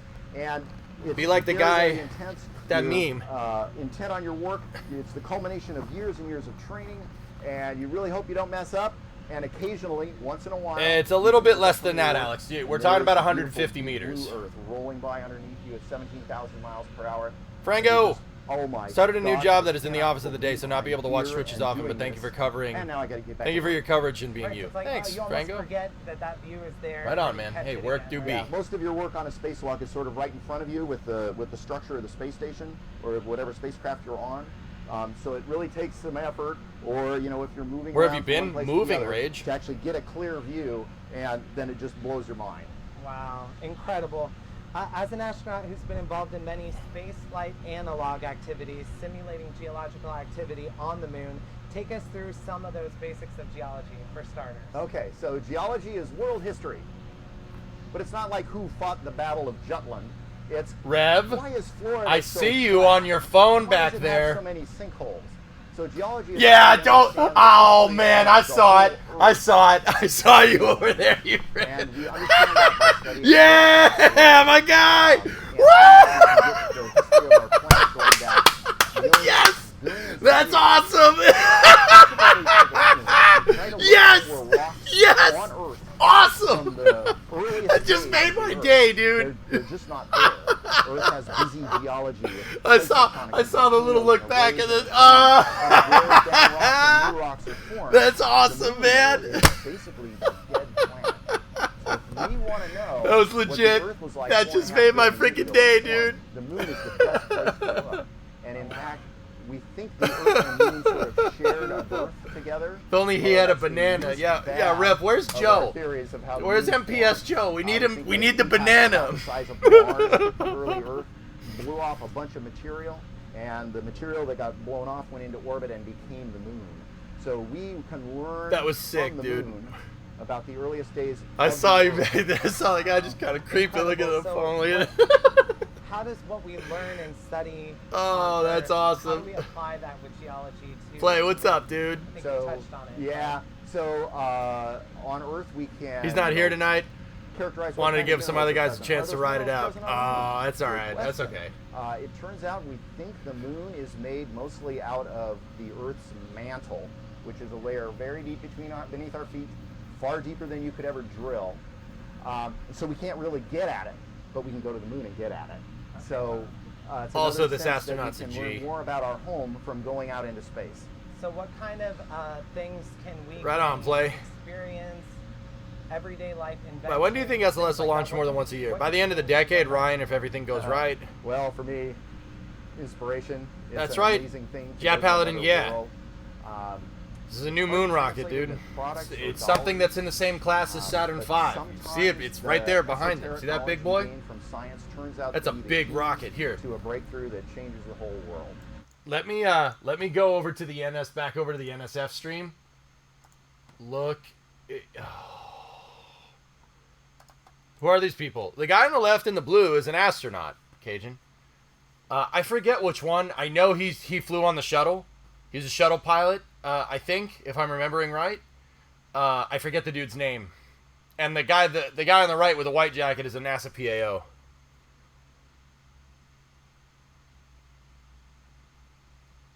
Yeah, Canadian. Did you see that was Rev?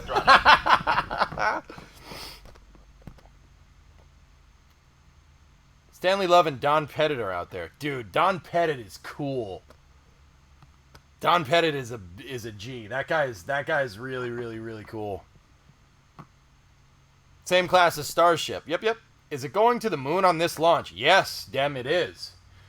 That rocket right there, the big orange guy that's on the left with the big white boosters attached to the side, it's the only one in the picture. That thing is going to the moon on the 29th of this month. They're rolling to the pad because, and the reason why, well, okay, I know what you're going to say. Why are they rolling to the pad now? The launch isn't for another 2 weeks, right? This is the first time they're going to get ready to launch this thing and actually do it. So take your time. It's rocket science. It's hard to do.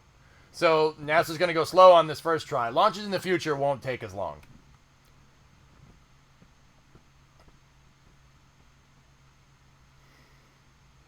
Will it ever get to be more than 2? Could it get to Saturn V levels of launches? Saturn V was 3 to 4 times a year, Ryan, and yes, I do think that it's going to.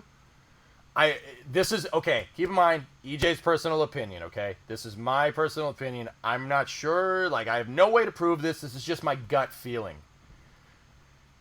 If you go and read the nomenclature from, like, the Senate and the House and, like, what NASA wants to do and what they've been saying and how they're setting up Michoud and how they're setting up everything, right? It very much looks like there's going to be more than one SLS launch. Maybe not an SLS launch with people on board, but it definitely seems like they're scaling to something. And it definitely seems like SLS might have other customers. Who those customers are, I have no idea. But there's very distinctive nomenclature for SLS to be open for commercial launches. It's very distinctive. So if you're going to open it for commercial launches, and by law, you're mandating one Artemis mission a year. Well, guess what? That's more than one SLS launch a year. And if they want to go to two SLS launches a year by the end of the decade, well, where are these other customers? What are they launching? And you're going to need another high bay, just on a side note. So it's quite interesting. It's quite interesting. It seems like SLS might have other customers. I just don't know who. I don't know who would want this other than NASA. It's a very interesting question. That's just, once again, that's just my gut. I have no way to prove it. There's no way to prove it. There's no way to conclusively say that one way or the other. People have called me a nutcase for this, and that's fine. But hey, whatever. Look at that rocket, man. Any fear that the same valve issue that NASA claimed was common in the vehicle history on rockets for extended periods of time? Nah, Trojan. As long as the behavior is understood, it's not an issue.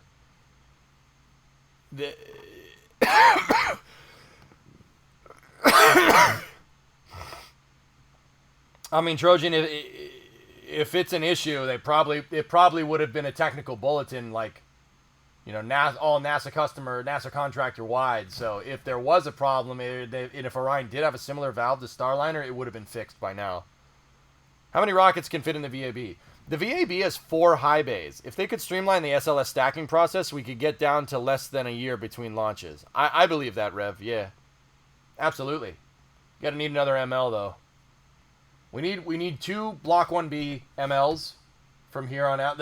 Once again, Rev, my opinion, and I'm sure you're gonna be like, yep, I agree. We need two Block 1Bs. Take this thing. I don't know what you're gonna do with that thing. That thing is good for launching Block 1s. So I don't know what you're going to do with that thing. We need 2 Block 1B mobile launchers. Take this one apart, maybe. I don't freaking know. And then we need at least 2 high bays. I would prefer 3. But NASA seems incessant on opening up VAB because my multi-user spaceport. Isn't this ML bending? Yes. This mobile launcher, it was bending, but the behavior is understood, and it's not that big of a deal. But it turns out when you build a mobile launcher for a rocket that's only designed to go in the low Earth orbit, then decide you want to switch that and make it for a rocket that's designed to go to the moon, well, they're a lot heavier. So this thing is bending under load. NASA has N442NA circling the VAB right now. Are you going down there for the launch? Maybe, Dem. Maybe. I want SpaceX to make our MLs. They'd get it done quick. Yep. Has there been any word on the progress of the space elevator? Space elevators are not practical on Earth, Paladin, but never say never. I don't think we'll ever see that. On the moon, though, maybe. To build a space elevator to get it to work how everybody thinks it's going to work, you're going to need to build it about 23,000 miles high. Because the anchor, the top of the space elevator has to be in geosynchronous, so the elevator stays taut over whatever it's hovering around, right? Because Earth is spinning, right? If you just made the elevator 100 stories tall, you'd need a counterweight like the size of the moon to get it to stay taut, to get it to stay stretched, or else it ain't gonna work. I inhaled some dust. So, if I'm remembering this correctly, the tallest building in the world is barely 1 kilometer tall. So that's 2/3 of a mile. We have 22,999.5 more miles to go. I don't think that'll ever happen. Earth's grav well is too much. The grav well sucks, dude. But that grav well also is the reason why we're standing here or sitting here. In our case, I'm sitting here. You know, somebody might be standing, you know. Discovery, go at throttle up.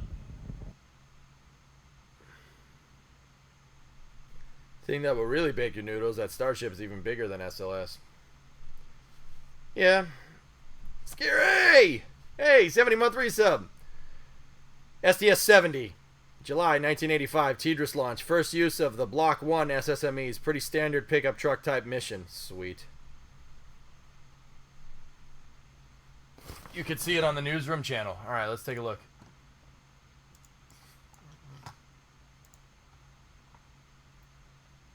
Who underexposed this camera? You guys can't even see that. Screw that. Let's go back over here.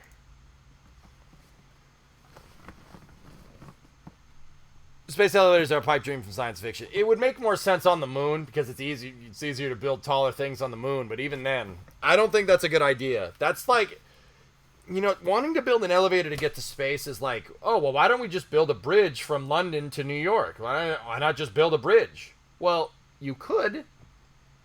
I mean, if you...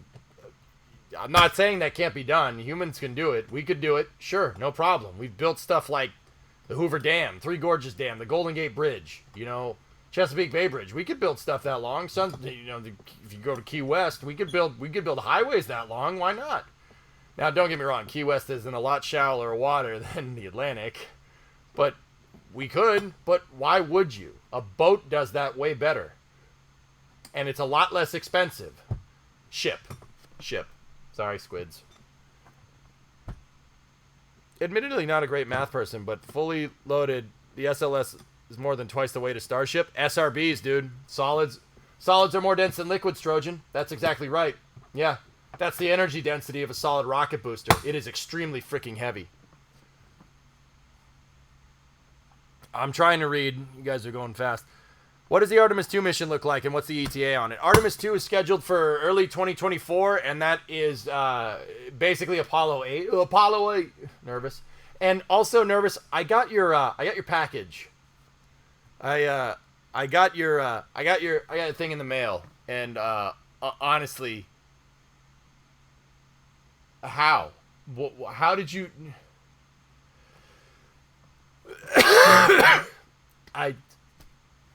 Why would you give this to me?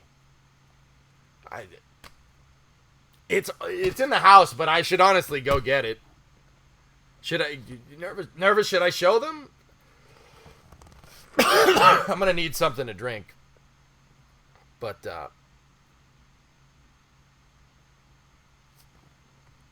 nervous? Are we good to show them, or? And then you had the OMRSD, which was the document, and these are, you know, in the shuttle days, they would have been these giant... You don't know, to be honest? I don't... Let's just say,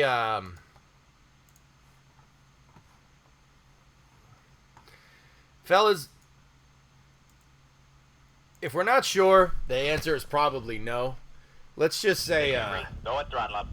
I got a very nice gift from Nervous. Yeah. Let's just say we got a nice gift and call it a day. Hey, Vulcan. That was the 32 sub-anniversary.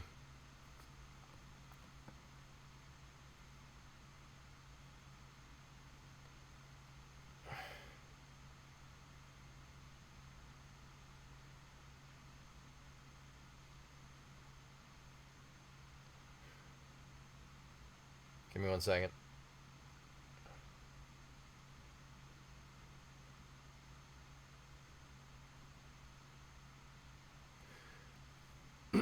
Scary, I just shot you a message. I was wondering, is there a size limit to rockets launching from Earth? Not really. Material science is the limitation there. Yeah, I'm not going to get it, but...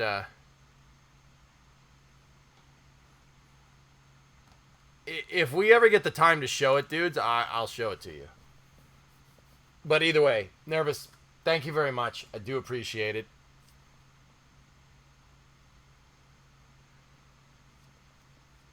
Yep, this man loves Ford. Got a truck grill behind his couch. That's right. That's right, I do.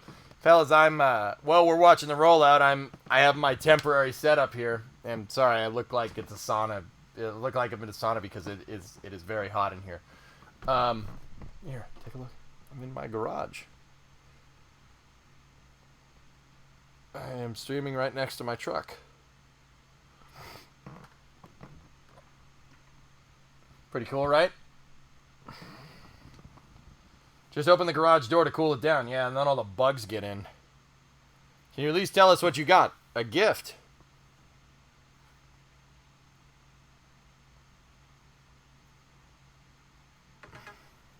Bum, bum, bum.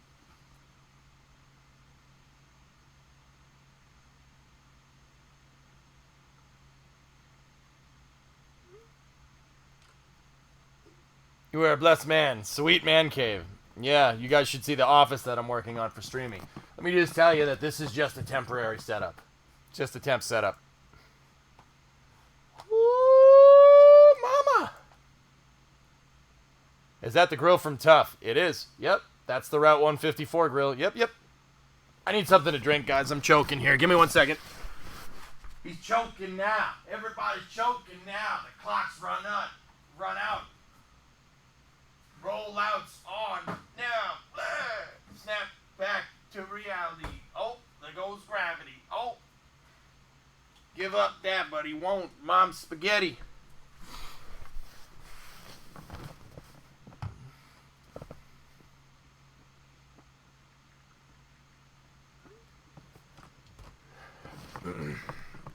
Why haven't you hooked up the AC unit in there? The AC unit is dehumidifying my office, guys. If you've been following me on Discord, in the Discord general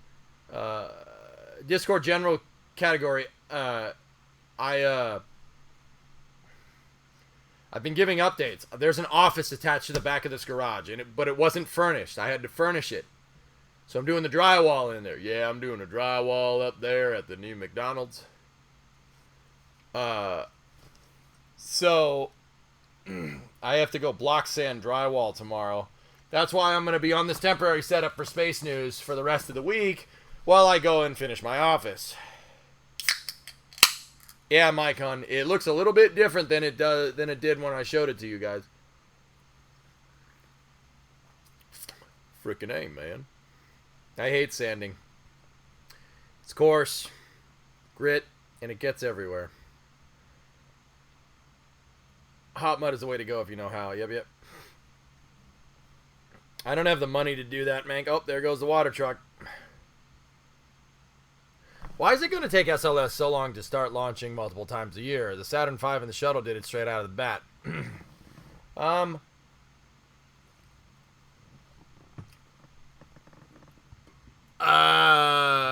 Ryan, you know how I constantly go on and on about, how canceling Constellation was a mistake and how we got kind of Constellation Light in its place? There you go. That's what happens when you defund a gigantic space program through development. That's what happens. The slowed down cadence basically is the result, is the low cadence of SLS launches is a direct result of Constellation being canceled over a decade ago. That's a direct result, dude. That's what happens when you underfund the space program. Super, you're hoping to see me at launch? Yep.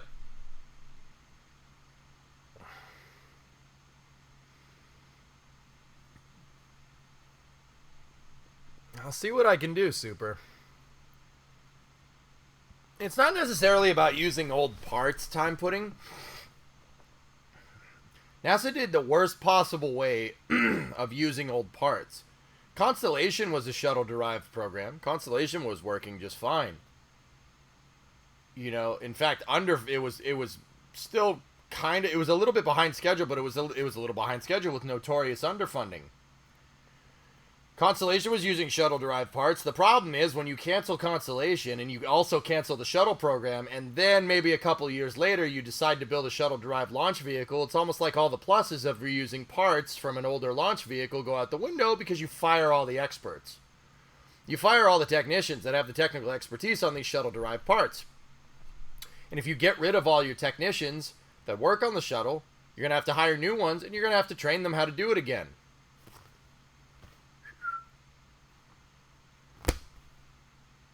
Interesting, huh? Yeah, Scary, I'd say shuttle-derived. It's shuttle-derived, and we'll leave it at that. I thought they overfunded SLS. Ryan, you want to hear something messed up? How SLS funding really ended up panning out was when it didn't need a lot of funding, they gave it money. And then when it needed a lot more money a little bit later, they didn't give it enough. They overfunded it when they didn't need it, and underfunded it when it needed it. Because building rocket takes time. It takes time, but more importantly, it takes fluctuating amounts of budget, right? when you first start the program, you don't need the same amount of money as you need when you go to do something like that, right? You don't need that.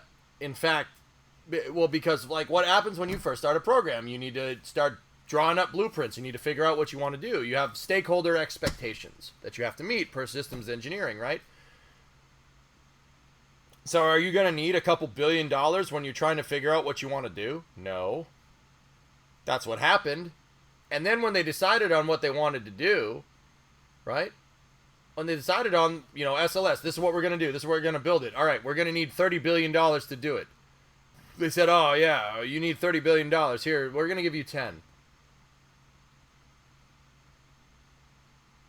So when SLS didn't need the money, they overfunded it. And when it did need the money, they underfunded it.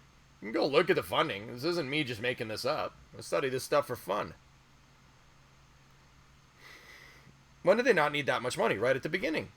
Now, once again, this is what happens when spaceflight isn't a national priority, guys. That's really important. That's part of the reason why I do what I do here on Twitch. Because I need to show, I want to show people how cool this stuff is. Look at that. Look at that picture.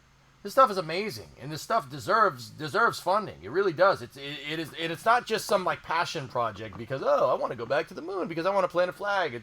No, this employs thousands of people in STEM, in engineering, in technical jobs. Thousands of engineers are in work because of this program, and the more engineers we have, the better, because engineers do good things. They are not good at talking with customers, though. The engineers are not good at dealing with customers.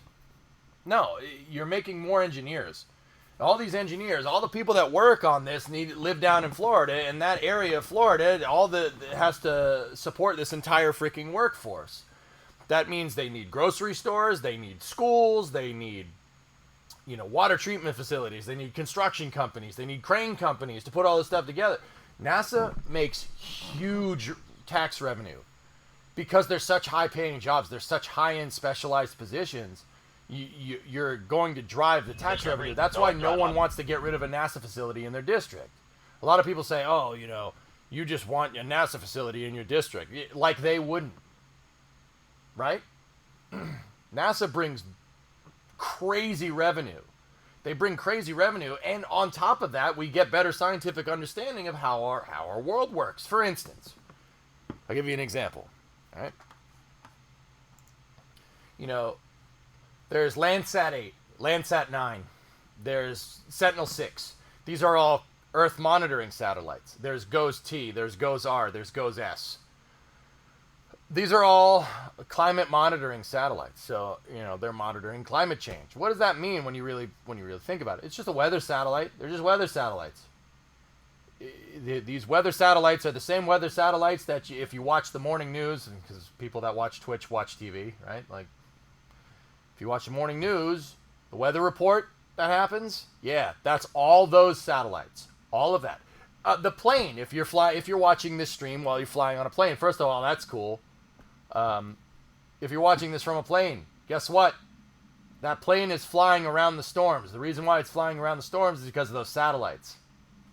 Particularly the GOES satellites. But see what I'm talking about? This is what I mean about NASA. There are ways that NASA helps us in our daily lives that we don't even realize.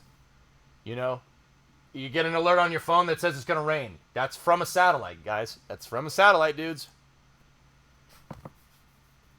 Don't forget Tang. Oh, who could have? Yeah, how could I forget?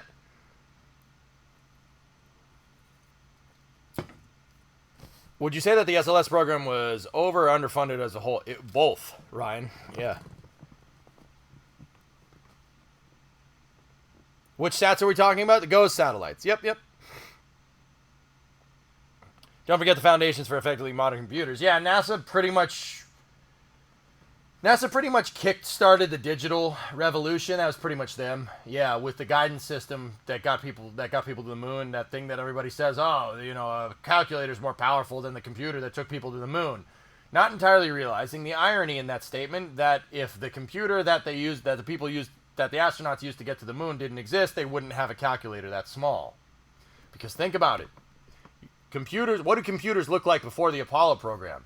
They look like something from Fallout, right? They look like a computer that takes up the size of an entire room. Right? It looks like something from Fallout. Computers after, though, you start getting like, you know, smaller personal computers, stuff like that. That's all because NASA kickstarted the digital revolution. They really did. They like how we think about modern processing. So like RAM, memory, CPU, code. That's all the NASA didn't invent it, but the application of trying to make something that small to go into a spacecraft to get to the moon, where weight is really, really important. Well, mass, because it's a spacecraft, where that's really important. They had to miniaturize it. Computers went from being the size of a freaking filing cabinet to the size of a freaking basketball. To the size of a file, actually, if you really want to know. That's because of NASA. NASA does stuff like that. They do stuff like this. This is why you need to fund NASA. This is why I do what I do. This is why I tell people about this stuff. This is why I teach about spaceflight. This is why I teach about STEM. This stuff is so damn important. There's so much stuff that people take for granted. Oh no, there's so much stuff that people take for granted. That's so ridiculously important.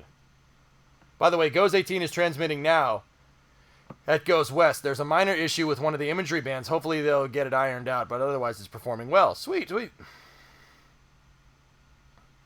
Pretty much, Cajun. Yeah. Counterpoint. Fingers are more powerful than a calculator in the right circumstances. Just saying. What is that a counterpoint to?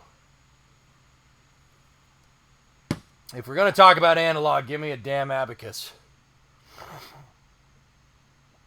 Imagine trying to send ENIAC to the moon. Kev, you got to remember, the ENIAC is the mid-1950s. 15 years later, we went from the ENIAC to a computer that's about this big. The AGC is very small comparatively, and it fits inside of a spacecraft. That's in 15 years. What were you doing 15 years ago? That's the kind of technological jump that the Apollo program had. That's the, people say like, oh, why are we wasting this money going to the moon? No. The technologies that come from this are super, super useful. Stand by for the CAA retract. Okay, watch right here, dudes. Well, the ENIAC was from 1946. Thanks for the fact check, Chad. I appreciate that. I said 56. So still, okay, so now it's a 25-year gap. All right, 25 years ago? That's like us going from what we have like a smartphone now to quantum computers in 25 years. It's just unheard of. It's an unheard of technological skip. All right, watch right there. They're going to pull back the crew axis arm. Spoon, they just rolled it out, and they're going to pop that CAA off here. Do you think Artemis will unite countries worldwide and persuade collaboration to grow future space generations? Maybe. Yeah, maybe. It's possible. They're just playing a Game Boy. What is a Game Boy? So watch right here. That's the crew access arm. They don't want to have that out when the rocket is rolling, because the rocket does move around and you don't want the capsule to bump into the arm.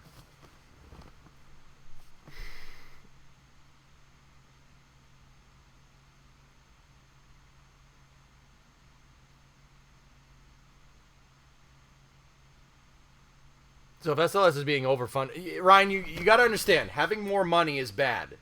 Overfunding is just as bad as underfunding, dude. That's not good. Ryan, if I give you $100 and say, go to the store and make sure you come back with a candy bar, what are you going to do? You need one. I need you to bring me one candy bar. Here's $100. Well, the money, I don't care what you do with it. You have to come back with a candy bar. What are you going to do? You're going to buy like 20 candy bars and like freaking soda and candy and Slim Jims and stuff, right? None of that is a candy bar. Did you complete your original mission? Overfunding is bad. It's bad. We don't want that.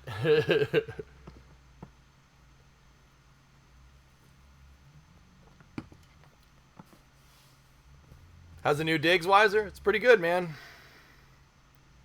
Can we do this, Luvor? Yeah, crazy.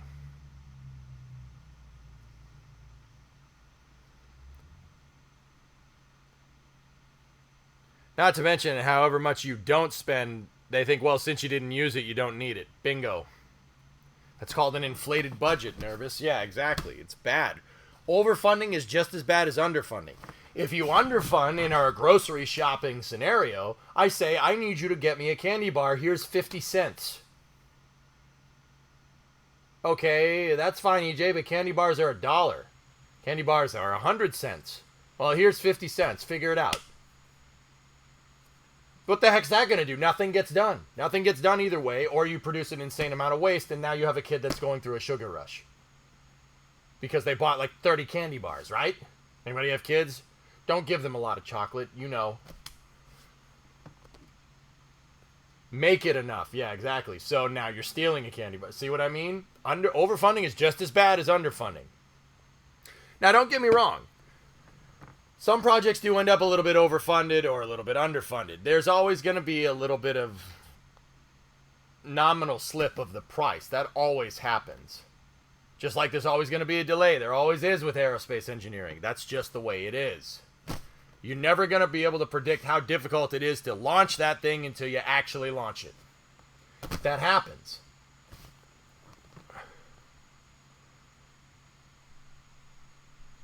Oh, nice, Jen. There we go. Discovery, go at throttle up. Why don't we just fund it for 2? Because there's waste and nothing, and it's not designed for that. I said get 1 candy bar, remember? CAA is moving now. Kuro, 44 months.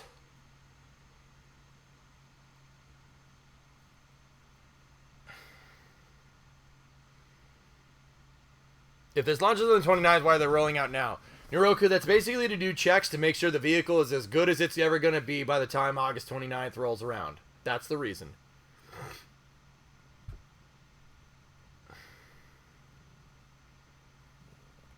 Crew access arm is retracting. Once again, the crew access arm is on a fixed hinge. The rocket is attached to that launch umbilical tower. And, I mean, first and foremost, the rocket is attached to the launch pad, that big metal box that's down at the bottom. But SLS does have what's called a VSS on it, a vehicle stabilization system. The vehicle stabilization system is a huge arm that's kind of like triangular that folds down off of the LUT and attaches to the rocket. The thing about the VSS, though, is the VSS is just designed to stabilize the vehicle. It's designed to dampen movement. It's not a fixed connection. It's actually on hydraulic dampers, like a shock absorber. Because when the whole crawler transport moves, the vibrations can make SLS do this. So that damper is there to dampen out that vibration. Crew access arm is not stabilized. It's just a fixed connection. When they go to move it, they don't want SLS rocking around and bouncing into the crew access arm. That's why they're retracting it right now. Are we going to see SLS move all the way to the pad tonight?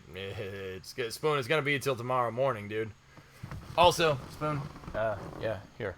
I don't want to interrupt this, but here, look down here for a second. Whoop.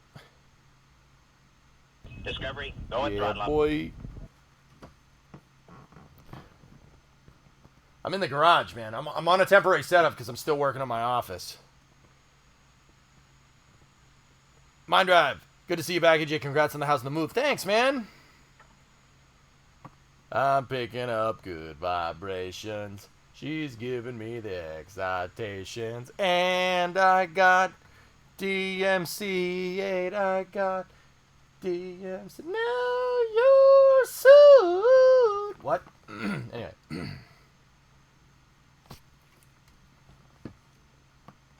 Cajun, what's that? Oh, I will tee those up when the CAA is done retracting. Dark Kama is watching a feed. Like, why are you always preparing? You're always preparing. Just go. Just go. And that transmission leak, rip. We're just going to have to replace it. We're just going to have to replace it, and then we'll take that one apart for fun.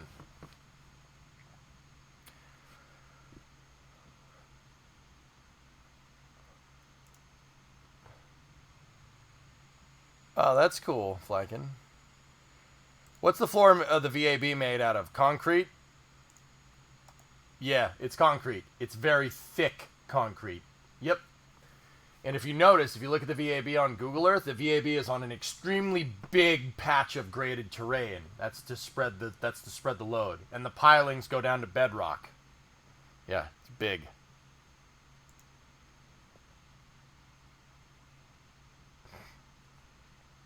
Yeah, Lower, that's a good question. Very, very thick concrete, dude. Transmission issues, never heard of her. Cries a broken 4L60. Well, 4L60, there's your problem, Spoon. My transmission is broken because I dropped it. Yeah.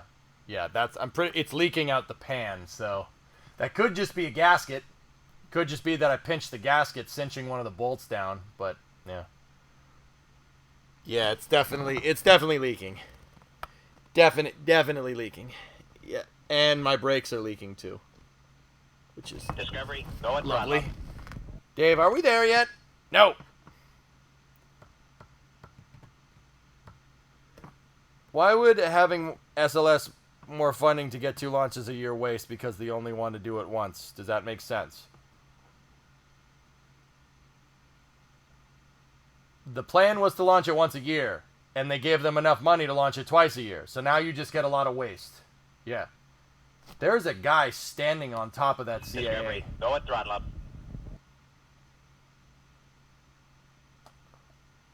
Hey, Sneaky, 12-month resub. Discovery, go at throttle up. And Wolfpack, hey man, 59-month resub. How you doing? Don't look down. That crew access arm is like 285 feet off the deck of the launcher. I've stood up there. It's pretty high up.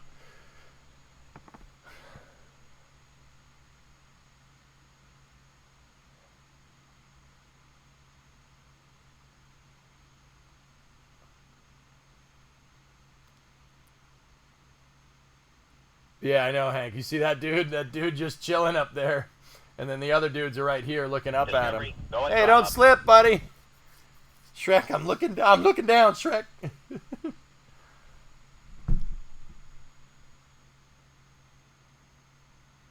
Been doing good, man. Doing a lot of hiking and scouting for hunting season this year. How you been? I'm good, man. I'm sitting in my shop next to my truck. It's pretty sweet. Got a freaking garage to work on the cars.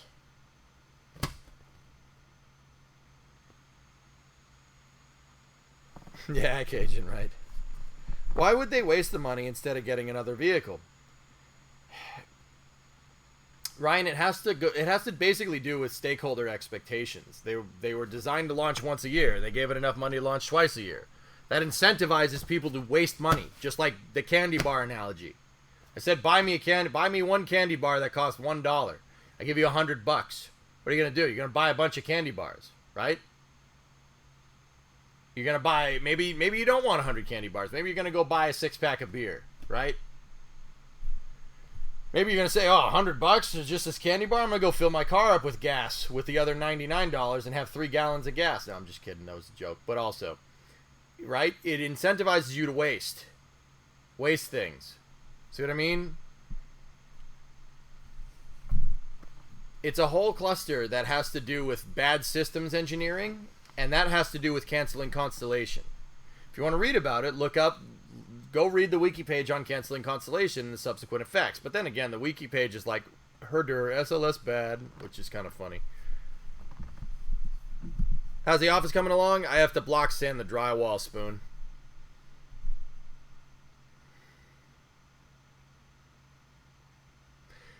Now, Ryan, I'll be honest with you. If this sounds dumb, if that sounds stupid, why would they do that way? Well, a lot of people ask that question. That's the reason why a lot of people don't like SLS, because it doesn't make any freaking sense. Why is it so damn expensive? You seriously say this vehicle needs all that money for just one launch? No, that's not the case. It's overfunding. Overfunding does that. It's overfunding. It's no deadlines. It's moving deadlines around. Ryan, why do you think I got mad when they moved Artemis 1 or Artemis 2? Artemis 2 was supposed to happen originally in 2023. Artemis 3 was supposed to happen in 2024. They moved Artemis 2 to 2024, and Artemis 3 is, I don't know. That's no good. That's more of that waste that I'm talking to you, telling you about. And once again, if this doesn't make a whole lot of sense, and that sounds kind of dumb. Well, that's the, yeah, I know. It's because it is. That's why a lot of people aren't a fan of SLS. What I've always said for the longest time, Ryan, is that they need better. They need a better mission. They need a better goal. They need a more robust space program. They need what's called better systems engineering, better stakeholder expectations. And once again, this isn't a knock on like the guys that are sitting there on that mobile launch or any of the guys that engineer this. A lot of guys that work on SLS watch this stream. It's a great rocket. It's good for what it is. It's good enough. We can work with it. That's fine. It's like all the back end stuff, all the background processes for this are just caca. They're not there. It isn't well implemented. It was hastily implemented because everybody panicked when they pulled the plug on Constellation, and they tried to basically fill in the gaps with what they could. So SLS is only designed to launch once a year. No, that's the plan, Ryan. You can scale it if you want to. That's just the plan. CAA is almost fully retracted. Actually, right as I said that, it locked into position.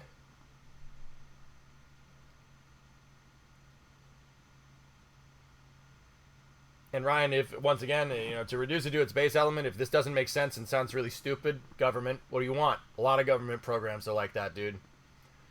There's no accountability. The only way to enforce accountability is for deadlines and results by certain deadlines. We choose to go to the moon in this decade and do the other things. You have to have a deadline, and that deadline needs to be tangible, right? Go to the moon by the end of the decade.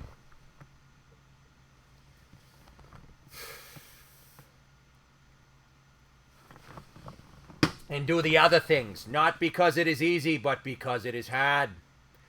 Because that challenge is one we are willing to accept, one we are unwilling to postpone, and one we intend to win. And the others.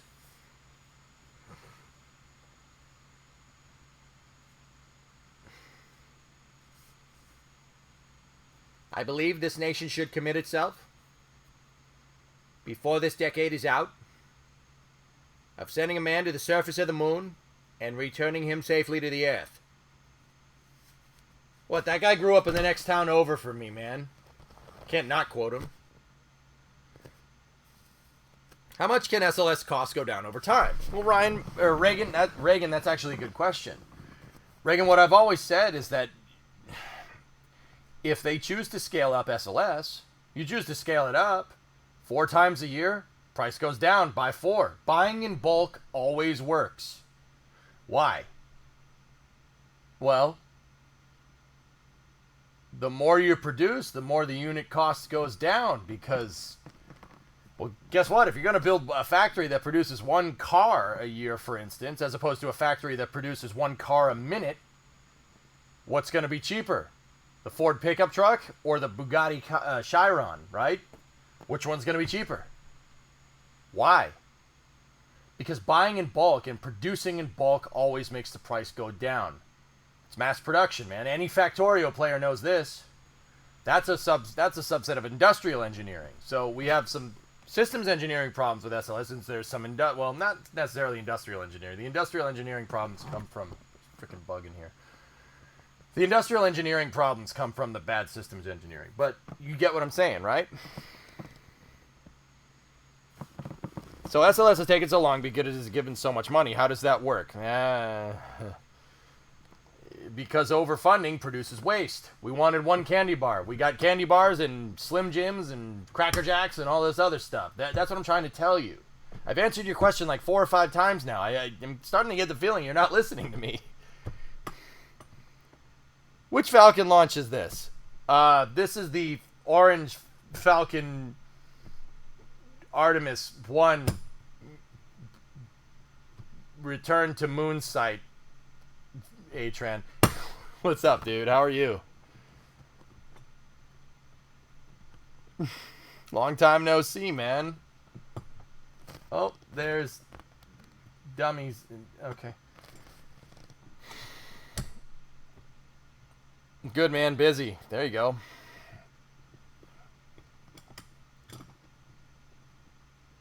That's right, Zeros. Yep.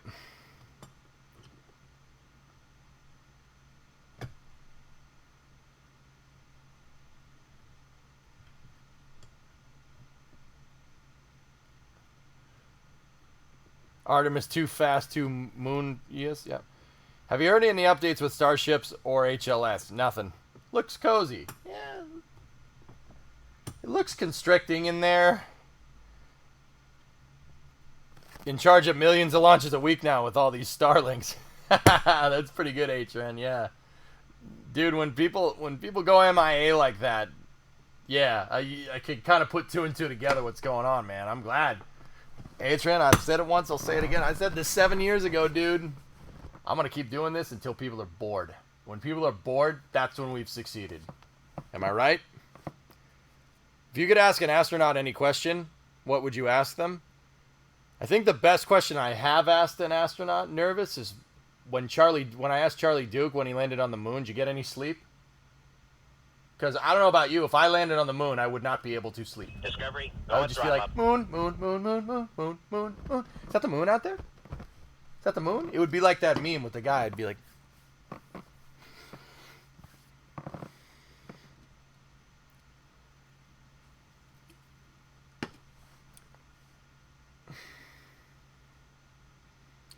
The Apollo money was given all the money it ever wanted. Why was there no waste there?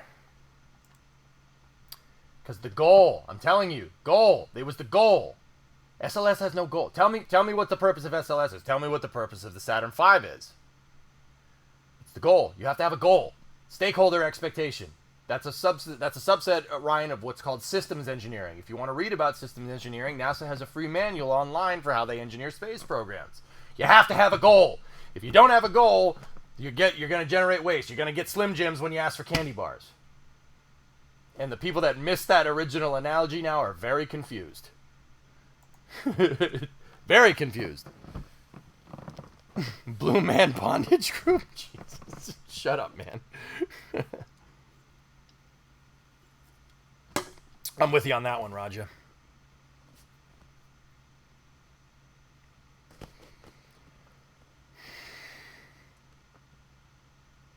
Subsidizing Boeing is a goal. There's nothing wrong with wanting more jobs. Discovery, go at throttle up.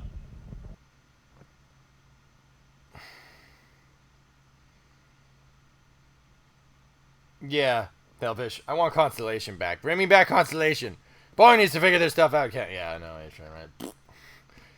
Bird Dog, 46-month resub. Thanks, man. Huh? Slim Jims? Where are they hiding Jeb? I hope Jeb's in there. Define candy bars for the court, sir. No, I'm not willing to define that. I plead the fifth. I plead the fifth? And now I want a candy bar. Ugh. I seem to be trapped in a box of Earth surrounded by moon. How do I find land? Go up. So what you guys are looking at over there is the cargo that's inside of the Orion capsule. If the seat doesn't look that comfortable, it's because the suit inflates, it's pressurized, and that's the padding. There's also padding built into it. Those orange suits that Orion is using are derived from the Space Shuttle flight suits, which are derived from SR-71 flight suits. Is a hot dog a candy bar? Aardvark, don't you dare. Oh, dude, look at that rocket, man. Wow. I drank a fifth and plead the fifth, if you catch my drift. Huh?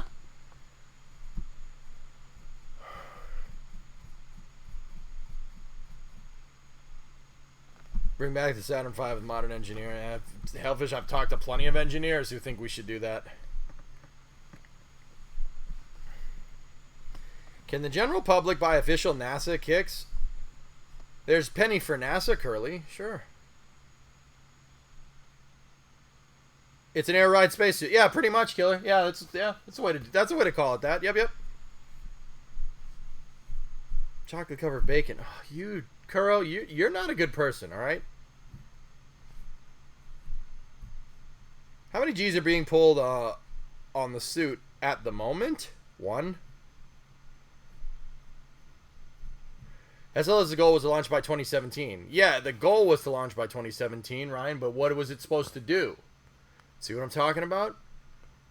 You're overfunding it, you're underfunding it, it has no goal, it has a goal, it doesn't have a goal. Ryan, this is why when Jim Bridenstine went in there, I was so happy because he gave it purpose. And look what happened. You started seeing results. Funny how that works, huh? Thoughts on the New Glenn? Hey, Trent, she's a freaking beast. You see that second stage test article that rolled out of there the other day? What a freaking monster! What a monster of a rocket! The thing is a beast. It's, dude. It's just, what the heck? The spotlights are moving. Yep.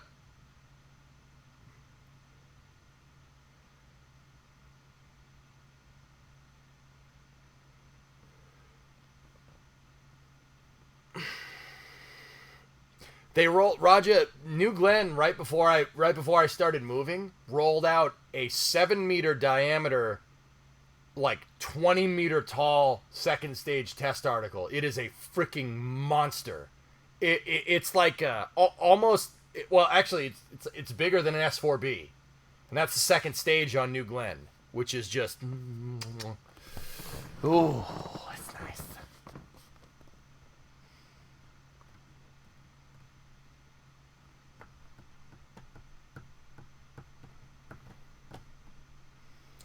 Farm, it's arrogant to think we can change the climate. What a farce. What's the Dust Bowl, then? Remember the Dust Bowl in the 30s? What was that? Did the Earth just decide to turn fertile plains into a desert?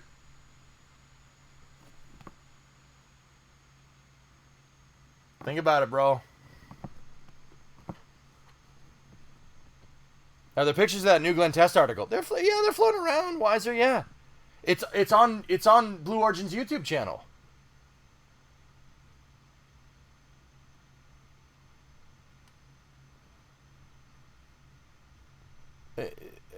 I didn't realize it was a trick question, Firework, but all right.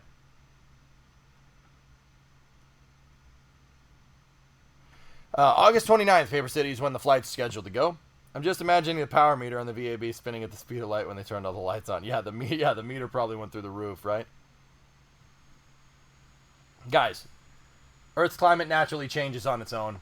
Humans, you don't add 7 billion humans to this planet and hope that it's going to stay the same. I'm sorry. Those aren't the same thing. You know what I mean? But it does. Earth does have ebb and flows.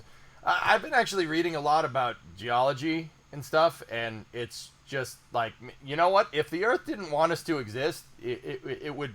There's really nothing we can do about it if Earth changes its mind.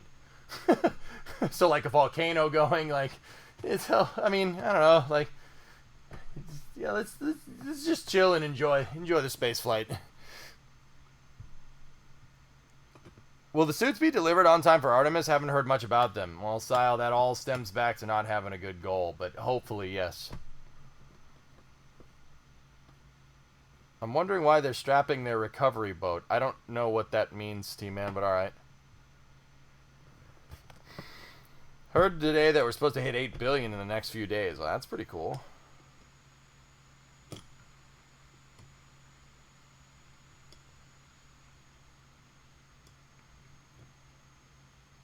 Oh, scrapping the recovery boat. Oh, yeah. Sorry, it's starting to get late, T-Man. I apologize. They're going for a barge, from what I understand. They're going to go with a autonomous drone ship, something analogous to SpaceX.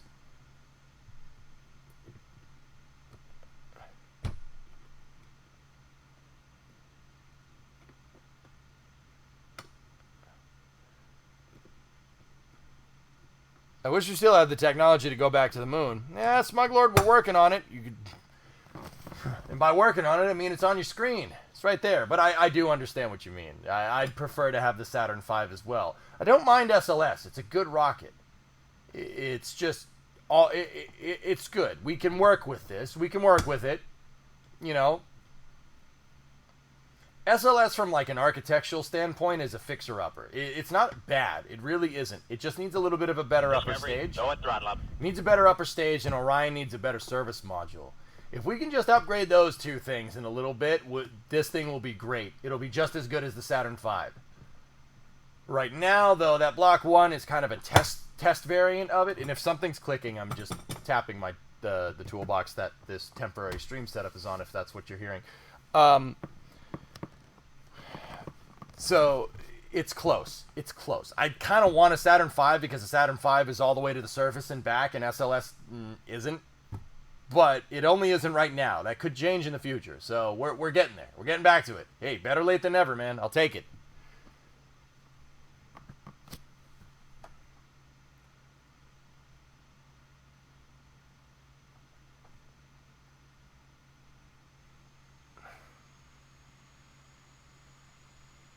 Hey, Spartan. New dig. Sweet. Yep, yep. What was the shuttle's goal? Bring the cost down of spaceflight. Pioneer reusable spaceflight technology. Now, Ryan, you tell me if that's a good idea, if that's a good goal-based thing for NASA to do. You tell me. Is that a good systems engineering goal? We want you to build a reusable spacecraft to bring the costs down. Where's your accountability? Where's your goal? There's freaking bugs in here like crazy.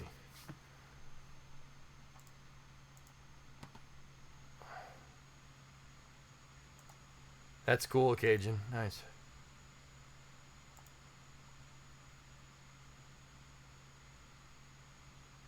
Arc always, dude. Yeah, yeah. Huh. Ain't that a B? Interesting. That's definitely a new one. Is that the control center building bottom left of the screen? The launch control center on the far left. Yep, yep. Mm-hmm. They could, Slackster. Yep, yep. The shuttle didn't necessarily suffer from scope creep. Ryan, if you really want to know, did you answer my question? Let me see.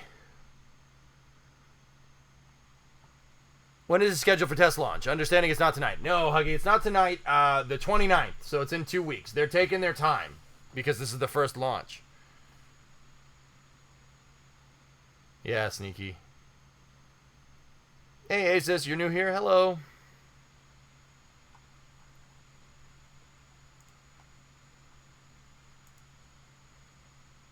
That goal has no deadline to it. That's right. No deadline. And guess what they did? Guess what they did, Ryan? They underfunded it in the mid-70s. History repeats itself, huh? This is why, Ryan, this is why I get so mad when I talk about Constellation. I get so pissed off because Constellation was a good idea. And then they're like, nah, we don't need to do that. I'm like, no, oh, come on. Wait, you're canceling the shuttle too?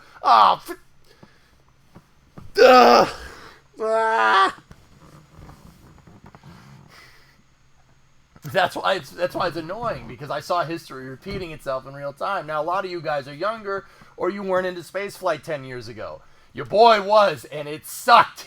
It was terrible. It's not like what we have now. This is great. This is great. I'll take this. That's fine.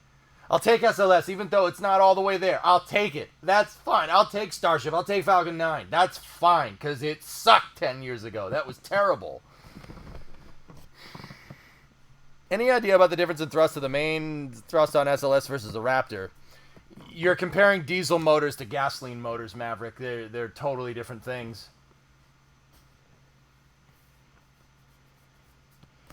Yeah, Wisp, I'm with you on that one. What's this, Art?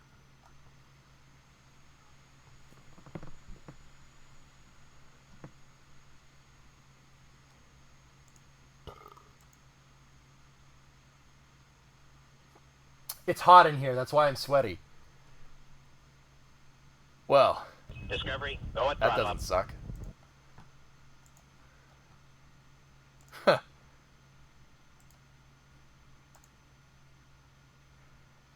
You know, Sneaky, I saw you saying, like, imagine going by this every day. I said to Atran in chat about 7 years ago, believe it or not, that was 7 years ago. I said to Atran, you know what? If I worked at OSB 1, OSB 2, or in the VAB, OSB 1 and 2 are the operation support buildings that are on the left side of your screen. They're kind of behind and to the side of the launch control center.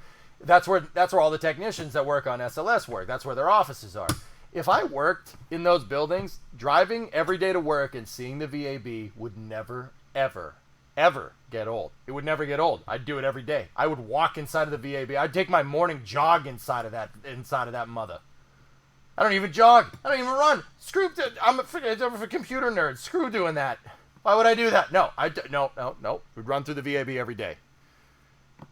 Nice casting couch. Thanks. Press the button.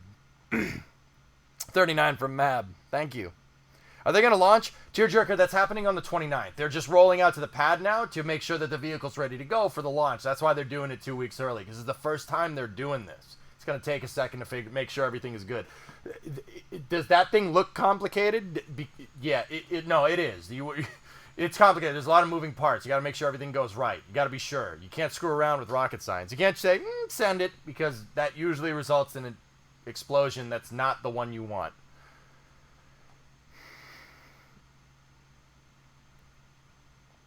Yeah, T-Man, it's annoying. Right? Yeah, you remember.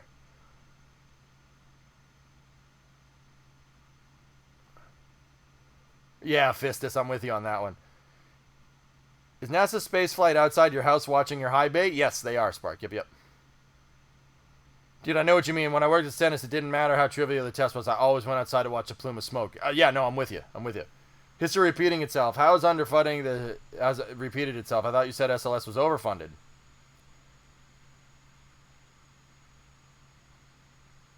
SLS was over and underfunded, Ryan, because budget is on a yearly basis. Spoiler alert, it takes more than a year to build a rocket. SLS needed a funding curve that goes up and goes down, like a bell-shaped curve. SLS's funding curve from 2013 and now is a straight line. Straight line is not a bell, so it's underfunded in spots and it's overfunded in others. Sure, I remember you saying that. Then we learned about Frosty Nougats. The Frosty Nougats A-Trend. That's right, man. That's right. Can I ask why the abort system is so large? Is it supposed to last longer into the flight? Orion's a heavy capsule. Heavy capsule. Yep. Sea Kraken's a heavy capsule. Big abort system is needed.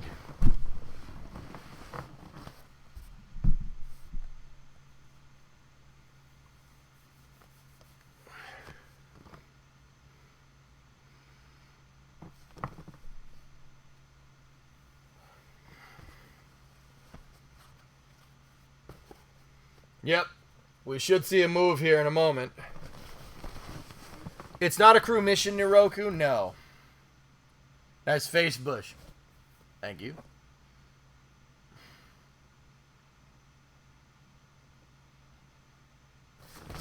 Dudes, this is the first stream I've locked in the garage, like talking to people about SLS, constellation rants, like first space news in here, the first locked in stream. I like it, man. This is fun. I forgot I was in the garage. I just kind of had a realization. I'm like, wait, where am I? I'm not at my desk. Wait, oh yeah, I bought a house. Wait a minute. You enjoy the rants? Hell yeah. My guy. Hands. Let me see. You look very comfortable. I do like my couch. This is pretty sweet. Oh, those pictures are fantastic, T-Man.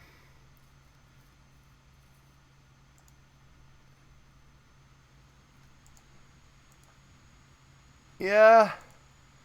Yark, that doesn't suck. Grip check. No, I'm good. Can't remember the name of the system that got scrapped that was in development to replace this shuttle to begin with. Do you remember? Constellation. Congrats, you've unlocked an IRL achievement. Hell yeah! Hell yeah. Is she moving? Oh yeah, she's moving. Here, let's check that Facebook stream.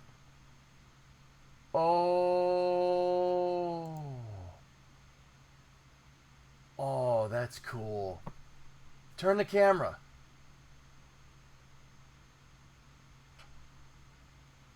Oh my. Hey, see that triangular thing? That's the vehicle stabilizer. See it? That's what I was telling you guys about. That's the damper for the vehicle. That's why they retract the CAA, because SLS is on a damper and the crew axis arm isn't. Crew axis arm is fixed. You don't need a fixed structure next to a dampened structure because they'll bonk into each other.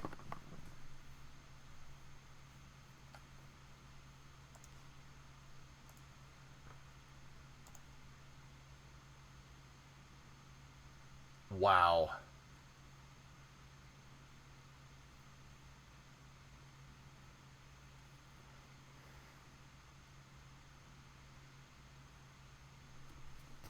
So if the bell curve starts at 1 then and goes to 10, and then comes back down. What number was SLS funding flatlined at? 2.5. It's been like that for a long time.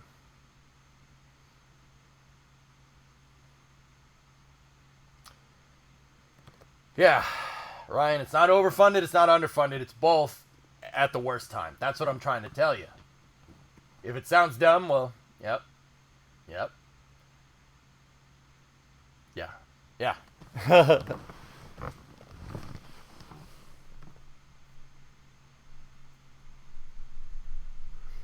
Is SLS going to lean like the shuttle did at launch? No, the engines are in line. They're not pointed slightly radial out. No, it'll kind of go like this a little bit. It'll go up and down, and it'll pogo. It'll have a longitudinal pogo. But you're probably not going to be able to see it.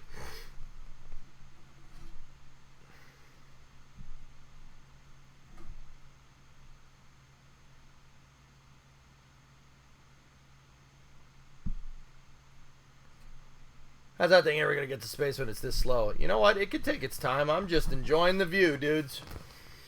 I'm just enjoying the view. That view does not suck.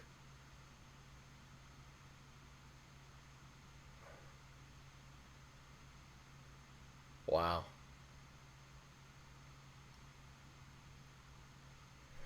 This is a Mind Drive. The Artemis I mission is to test the full stack and to test Orion. Orion is going to go to a distant retrograde orbit around the moon, which is basically a retrograde eccentric orbit around the moon. It's going to stay out there for a little while. And then it'll come back and they'll test the heat shield. It's basically the final exam for SLS. Think about like if you were taking a final exam for school, right? You have your midterm and then this is your final exam. If it passes the final exam, that's when we move on to Artemis II. That's when we start getting into crew rating and stuff, which is going to be fun. It's if not a little ways away, but it's going to be fun.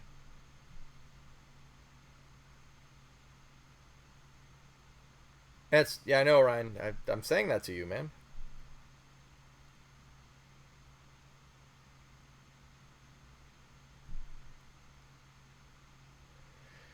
Spoon, I always say that sometimes it's just okay to have some dead air. And with that being said, I'm just gonna...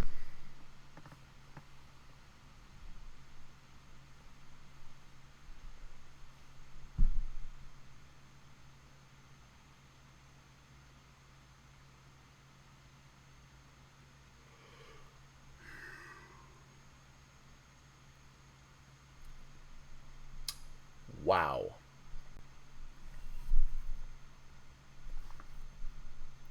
Oh.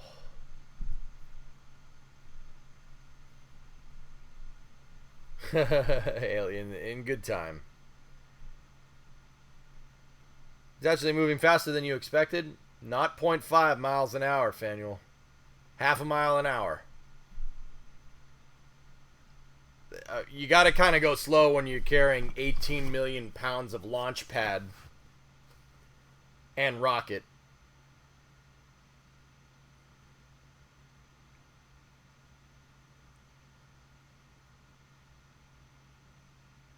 I agree, Ono. Oh, I'm looking for a white. There's going to be a whiteboard in here, absolutely, for the automotive streams. Yeah, teach people about engines and such.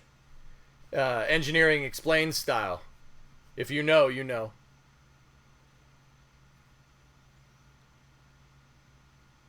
Beautiful rocket and pad. Love it. See ya. Yeah, Jackal, if your rocket looked like that, I would launch the poop out of it.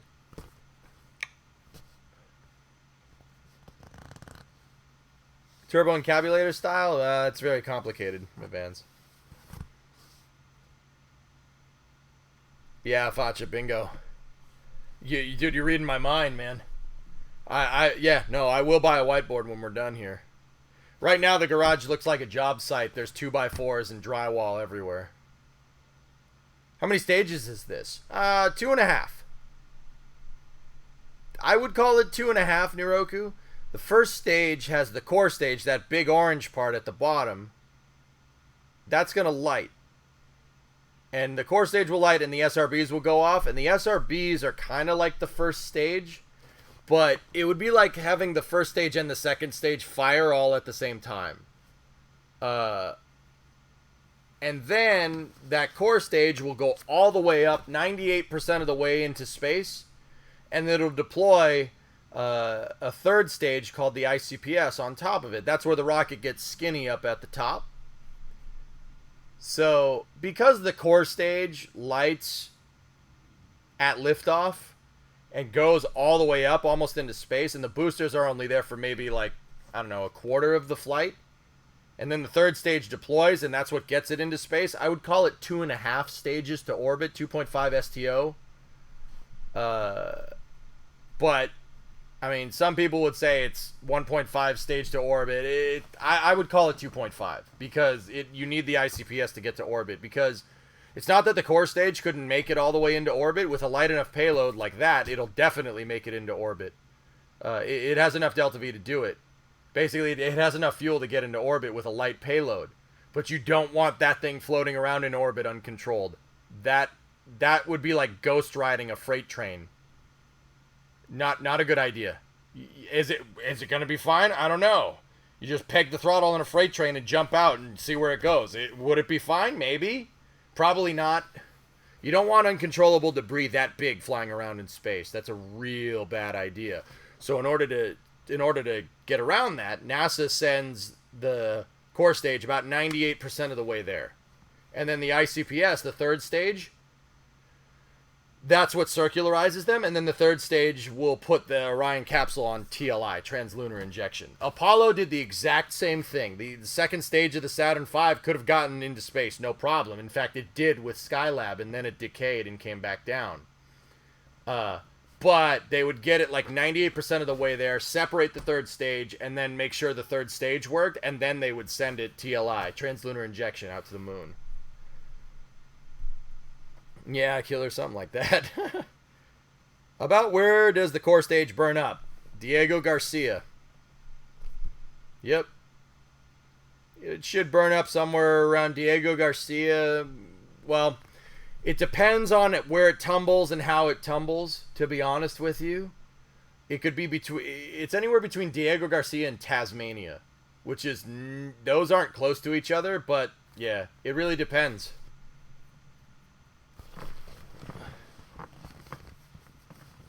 What time is it going to take off? Cockley, it's going to take off on the 29th of August. They're rolling to the pad right now.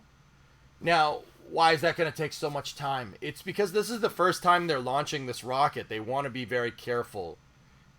I mean, Cockley, look at that thing. Does that look complicated to you? The answer is yes. That thing is super freaking complicated. You don't want to screw anything up, so they're taking their time. Can we schedule it to launch at night? Oh, please, Atran, that would be amazing.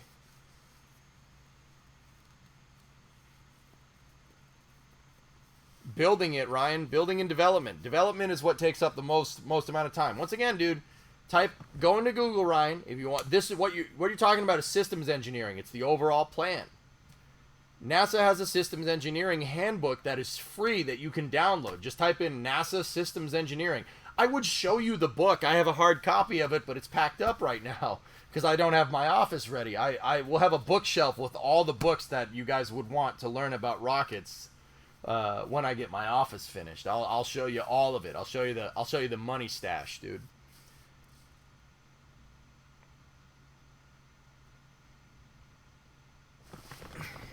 Why they close the doors? No. Yep. What's the water truck for? Maddox, that dang thing is so freaking heavy that gravel is the only way they can move it. They can only move it on gravel. That's the only way that's strong enough to hold up the force. You got to remember, dude, they're in Florida. Florida isn't exactly known for its stable terrain, right? Because it's very swampy. So if you like paved concrete, for instance, underneath this and then tried to roll it on that, it would just crack the concrete. Concrete is expensive to replace. So the NASA engineers in the 60s came up with the idea of like, okay, if we're going to move 15 million pounds of rocket, it's going to crush whatever is underneath it. So A, let's use a track vehicle, and B, let's use a track vehicle that's derived from mining equipment, which is what it is. That thing was made by a steam shovel company. Marion Power Shovel, if you really want to know. And C, rocks are easy to replace. The rocks are the only way to carry the load. True story. It crushes the rocks. Every time this thing drives up and down the street, so to speak, you have to replace the street. Actually, it's like once every 2 times. How do they replace it? They just put more rocks down. Because the rocks will get crushed and it'll just push it out to the side. You put more rocks down, it crushes more. That's the best way to do it. Because physics doesn't change. Physics hasn't changed between now and the 60s, right? Hasn't changed.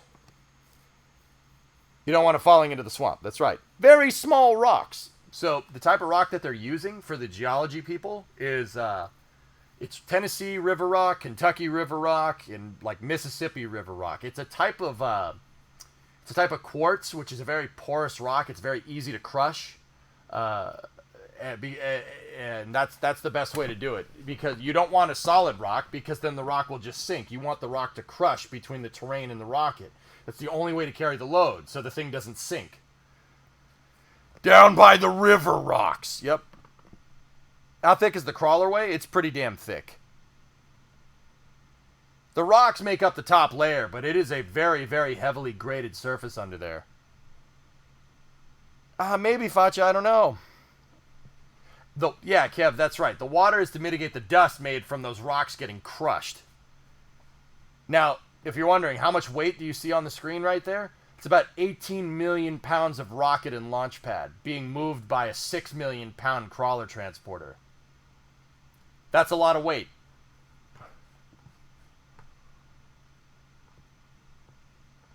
I have a rock from the path. When I was a kid, my uncle was active Air Force, got us on base, and we were able to grab a couple rocks. Yeah, Def, I do too. It's packed up. Yep. A NASA employee gave it to me. It was cleared. It was done through the proper channels. Don't go stealing the crawlaway rocks. They get mad at you if you do that. You start with concrete and end up with gravel, so you might as well use gravel. That's right.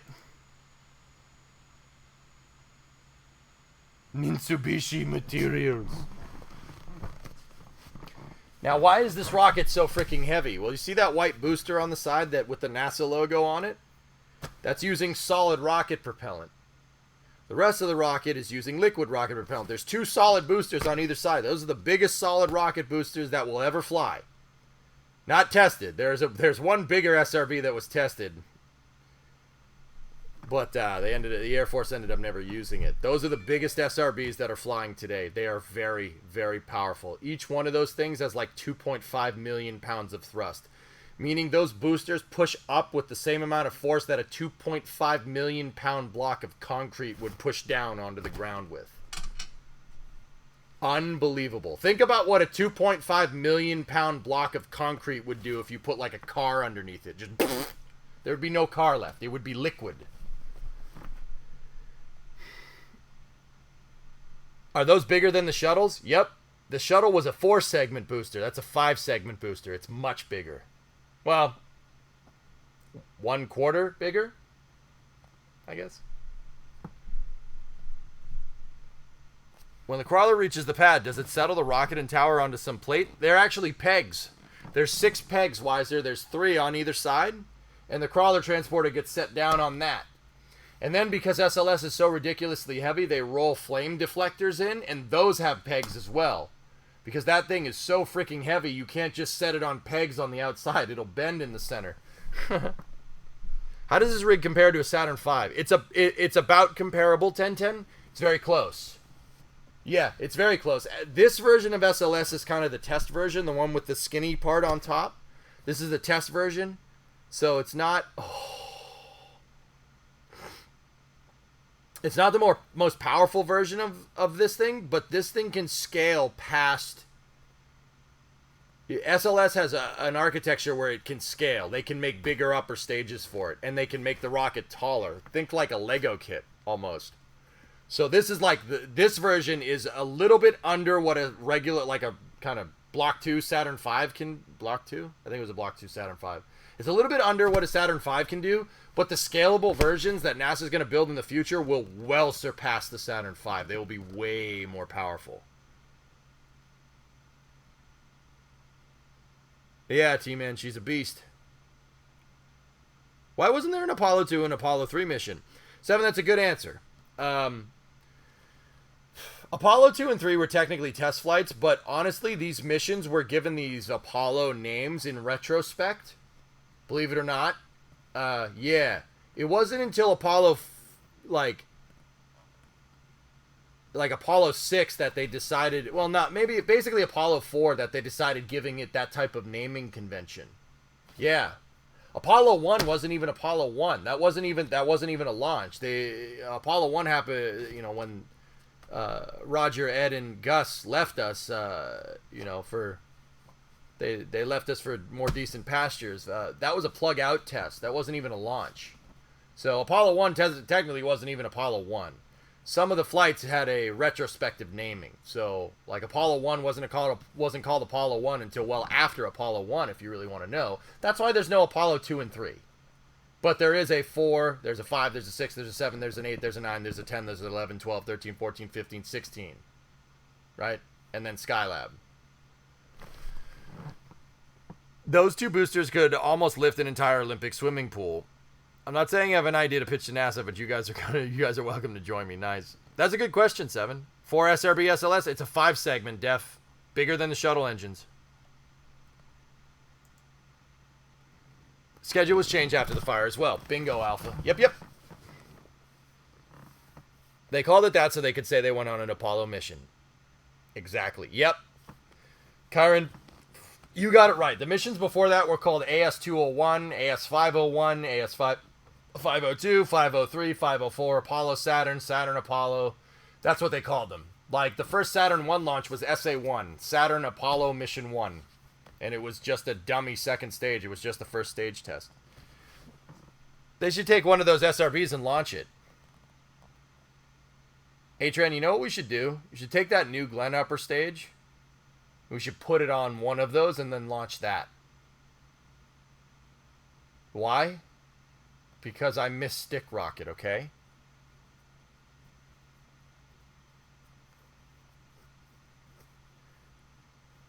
How cool do you think SLS Nova would be? That would be pretty ridiculous. I miss Stick Rocket. How many RS-25s are there from the shuttle? Are they making more? This is enough for Artemis 1, 2, and 3, dude. Yeah, so that's those 3 of them with 4 missions a pop. There's 12 shuttle engines left that flew on the space shuttle. After that, they're going to replace the RS-25s, which are retrofitted shuttle engines for SLS. They're going to replace them with RS-25Es. RS-25Es are very, very nice engines. Yeah, very nice engines. If the shuttle engine, you know, the shuttle engine's from the 70s, right? So let's say that the shuttle engines are akin to like a 1970 Ford Mustang, right? That's a nice car. That's a very nice car. The RS-25Es would be like a 1970 Mustang with a modern Mustang engine inside. Very, very, very nice. Very nice. But, just like resto-modding an old car, they are a little bit expensive, but they're good for what NASA needs to do. They're good for the application, and that's what engineering is all about.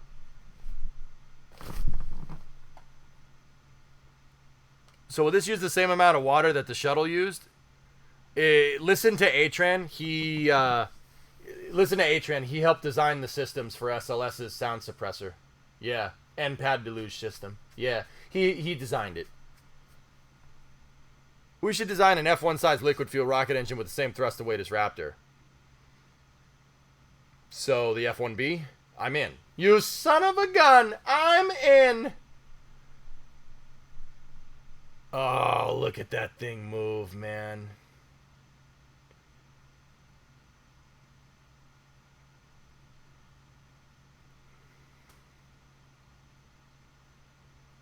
Yeah, Naroku. Atran's a good buddy of mine. Yeah.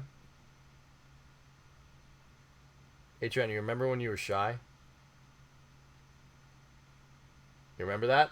Yeah, not anymore. Not anymore. Am I right, bro? Hell yeah. Can't be like that. Space don't have time for that. We don't have time for that. We don't have time for that, man. We got to go to the moon. Stop it. My guy. I think this one's empty too. I just wanted to throw another one.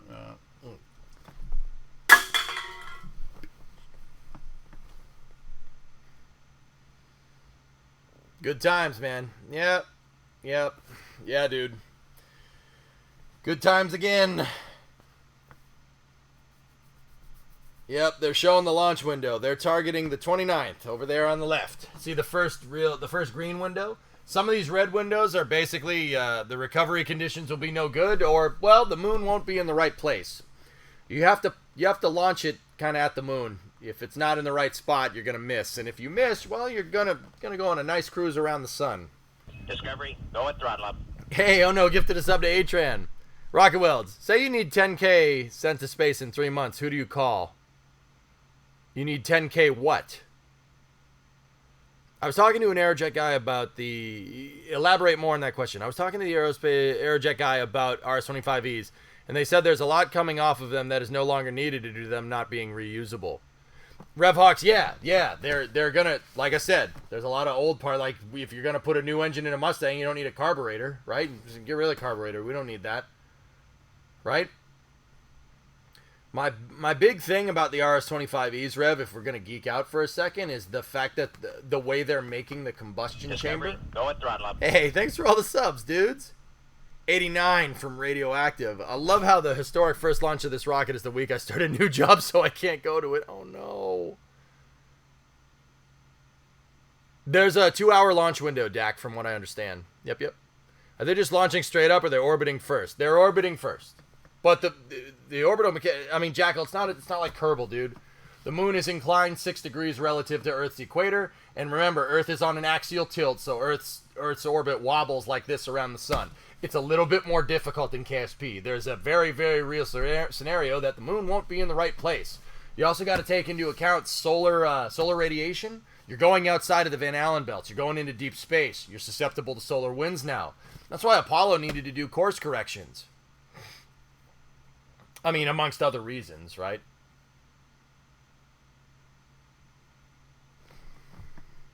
Yeah, there's a lot of different things, dude.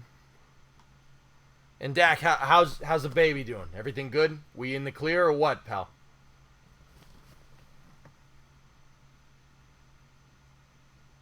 That's right, Wave Thrash. Yep. I was asking because you mentioned something. I already forgot what it was. Launching it straight at it or something. It was hyperbole on my part, Jackal. The moon has to be in the right place. The implication in the words there is that it's going to be like straight up and you're launching direct. That would be direct to TLI. That is a type of orbit that you can use, but it's a very high energy orbit, meaning you need a lot of delta V to do something like that. It's easier to park in Earth's orbit and then go.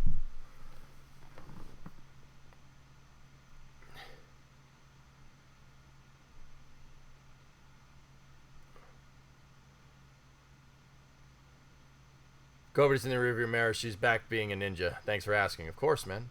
She's doing great. Good. Those poor astronauts had to go through the Van Allen belt. No, 10, they didn't. The thing about the Van Allen belt is that it's a belt. It's not a sphere. It's ain't planet Druidia, man. It's not a full sphere. You can go around them. They went around them. Most of them did. Some of them went through them. Which is one of the other reasons why Apollo 8 and Apollo 10 were such nutty missions that do not give the credit that they deserve. They skirted the Van Allen belts. They did it willingly to see what would happen. A lot of the Apollo astronauts lived a long, healthy life after that, so apparently it's not that big of a deal. I still wouldn't do it, right? But yeah, the Apollo missions tend to. A lot of people ask, how did they get through the Van Allen belts? We can't get through. No, they just went around them. Yeah, they just went around them. It's a belt. Just went around it. They went where the suspenders should be. If it's a belt. I mean, okay, it was a bad joke. All right, cool.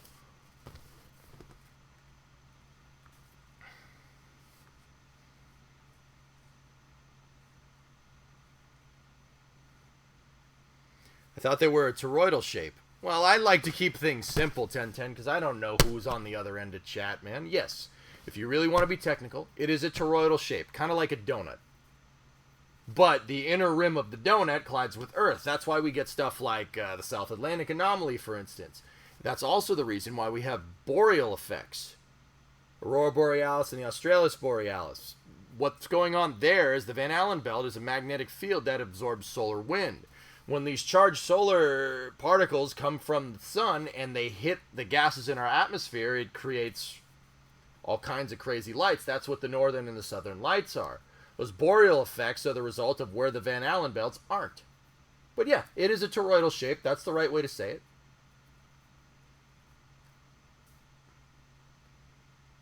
I always start by keeping it very simple, because once again, I don't know who I'm talking to on the other side of chat. I always try to keep it simple. If we want to get into more advanced concepts, I know the concepts. I'm pretty good at it. I don't just wear a NASA hat on my head for fun. I can back it up. I like cheese. Yeah, me too. Me too, man.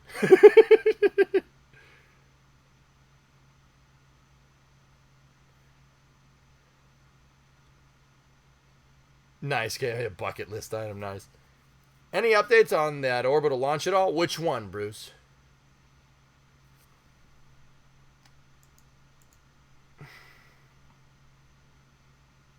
Oh, Cajun, that picture's looking sweet. It has been 4 months since we last talked about it. SpaceX S20 or S25. SpaceX is also gearing up for a launch, Bruce, but yeah, Booster 7 had a little bit of a pop last month, so that did delay it a little bit. I'm thinking either late August, just like SLS, or sometime into September, but they are gearing up. They static fired Ship 24 last week, and they did an autogenous pressurization test that involved a single Raptor test fire for about 20 seconds on the booster. So everything, basically nothing's blown up this month. Knock on wood.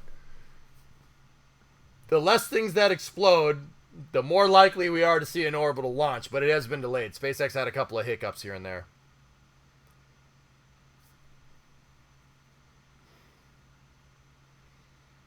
Yeah, there you go, Atran. Thanks, man. Is that rocket currently pressurized? Nope. The tanks always are carrying some residual pressure, dead scum, but yeah, it's not like at flight pressure. It doesn't need to be. The core stage is actually hanging on those SRBs. The SRBs do not need to be pressurized because they're solid rocket fuel. They don't need that. It's a steel casing. It could just stand up by itself. The core stage is actually hanging on those. Yeah, no, not like fully pressurized. I mean, you always want positive pressure inside of the tanks because you don't want contaminants getting in there. But it's not. It doesn't need to be pressurized to stand up. It's not like a Centaur or something. No, not like that. Yeah, Roadrunner, she's a beast, dude. How powerful are the rockets on the second stage of SLS? It's an ICPS, so it's an interim cryogenic propulsion stage. The ICPS is... It's derived from a Delta 4, a Delta cryogenic second stage, so a Delta 4 and Delta 4 heavy upper stage. 5-meter Delta 4 upper stage, so that's using an RL-10B. It is a RL-10 with an expandable nozzle. Yeah, seriously, the nozzle extends out the back after its stage separates. The nozzle is on like a screw jack, and it goes zzz, and it zips into place. It's actually really neat. RL-10Bs make about 100 kilonewtons of thrust. Not a very powerful engine, but RL-10Bs are literally the most efficient chemical propulsion system we have. There is nothing that is more efficient than those things. RL-10Bs make about 462 second specific impulse. 462. That is by far and away the most efficient rocket engine ever devised. That's using chemical propellants. A nuclear engine is better, but that's not chemical propellants. I mean, it is, but it's not chemical combustion. A nuclear thermal engine heats up hydrogen by passing it through a nuclear reactor to cool it. And they regulate the neutron flux flow with a radial control rod instead of an axial control rod. It's actually really interesting stuff. Kyron gifted us up to Alex. Haha, late night bonjour. Nice wall decoration. Merci beaucoup. Oh, that's freaking cool. Look at that thing move. That is... Please excuse my language, fellas. That is badass.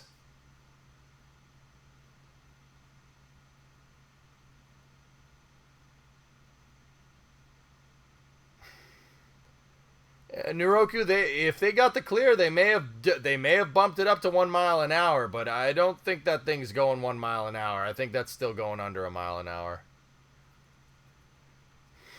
I mean, you guys want your scale. Look at those two dudes standing up on top over the tank treads. That thing is absolutely massive. Is that the crawler that was way over budget? No, CT2 actually was completed on time. Use math to figure out how fast it's going. Nah, I'm good.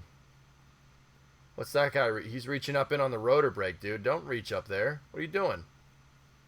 See those blue things? This thing has a pneumatic braking system like a semi-truck. Those things right there, those are the brakes. If you lose pneumatic pressure, they clamp. And that is the electric motor right there. That's the electric motor that's feeding a worm gear that powers the treads. Holy shnikes, look at that. Discovery, go at throttle up. Sneaky! 48 months. Thanks, buddy. Wow.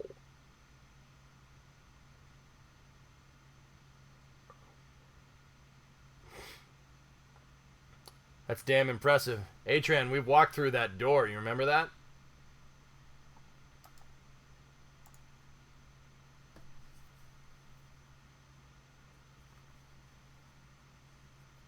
That's just a big rocket. BRB, taking my rocket for a stroll. Don't mind me, just taking my rocket for a stroll. Predominance, yeah.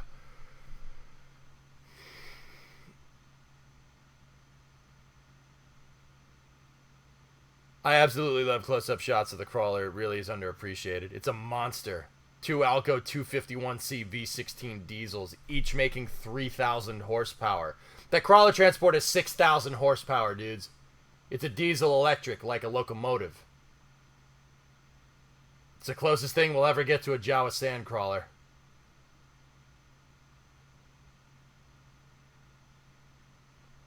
Yeah, Admana, they'd be picking you up with a sponge. You got run over by that thing. Hey, rainbirds. That's part of the pad deluge system. Or well, no, that's not pad deluge. That's sound suppressor. That's called a rainbird. It basically shoots out water out of that funnel and just it shoots it all over the pad to protect the pad and the rocket from the vibrations from the rocket motors. Rocket motors are actually so ridiculously loud that the sound can reverberate off of the ground and create a resonant frequency that can break things. They actually learned that from SDS-1 with this type of solid rocket booster. They knew about that before the space shuttle. Yeah, right, Roadrunners? Let's do it, man. Get the welders out. Let's go. So if something goes wrong, the pressure on the crawler brakes is automatically lost and it comes to a stop. That's correct, Weiser. Yeah, it's a positive pressure pneumatic system. Trucks, semi-trucks, locomotives, the brakes will not disengage unless you build up pressure. So if something goes wrong and you lose pneumatic pressure, the brakes turn on. The only way to get the brakes to shut off is by having a compressor and a pneumatic system build up pressure. It's a good way to engineer it. Because think about it. If a truck is driving down the road, right, and the engine just fails and you have like a regular hydraulic braking system, what's that going to do? The pneumatic system can be way more powerful, but it needs the engine, so if there's something wrong, it'll clamp the brakes. Which is pretty smart. That is very, very useful on like a trailer brake. Semi-trucks have brakes over the trailer, and it's a pneumatic system. They also use it for airbags. Semi-trucks can adjust the ride height, so a semi-truck can, for instance, squat down the back end underneath a trailer and then pick it up, and then undo the landing gear. I used to work on a loading dock, saw it happen all the time. How's the new place coming along, by the way? Well, sneaky. Here, I'll show you real quick. I just don't want to stay away from SLS too much, but here, take a look. I made a little cozy corner with a temporary streaming setup that's literally just a laptop on a Supra seat. Is that a Supra? But I'm sitting next to my truck. See? I got my truck.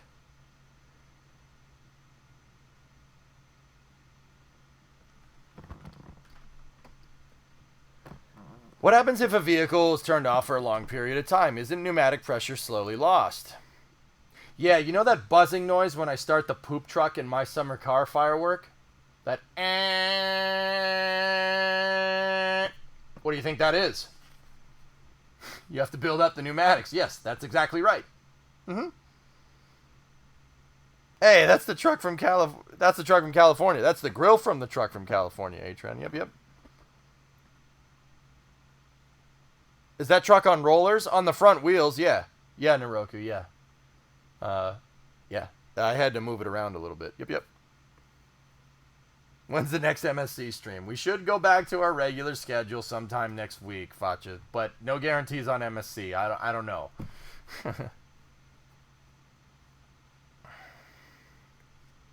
Low air alarm 18-wheelers do the same thing. Yep, yep. That's right. Trucks do that. Trains do that. Crawler transporters do that. A diesel system with a pneumatic backup is the safest way to do it. We miss you during GTA racing. Yeah, I miss doing it. I'm excited for your new office. Thanks, Dak. I appreciate it.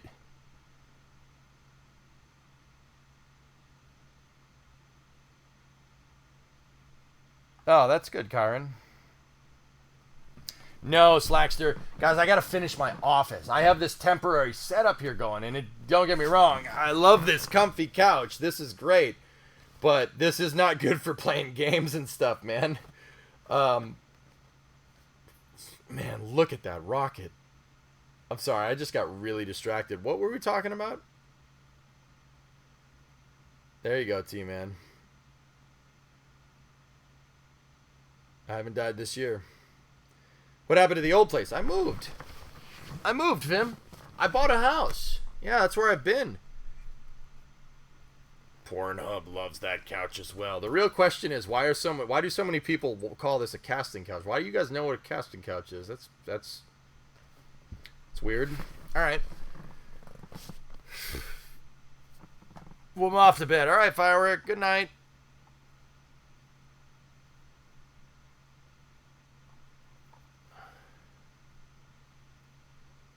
The fire engines do the anger screaming, true. Yep, yep. Yeah, Crustacean, she's a beast, dude. Look at that thing. Why do you know it? Because you guys had to tell me what it was, Blue. Don't try to play this game with me. You're the heathens here. You're the degenerate, not me. I'm trying to curb that. What are you doing? I'm the guy who does his job. You must be the other guy.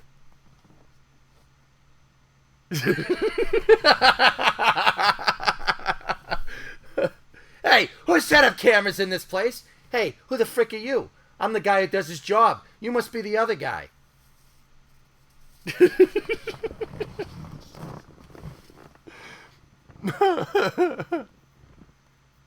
While you were crying me in the comments, I studied the blade. Congrats on your house. Thanks, Bailey. EJ caught Chad in 4K UHD. Bomb.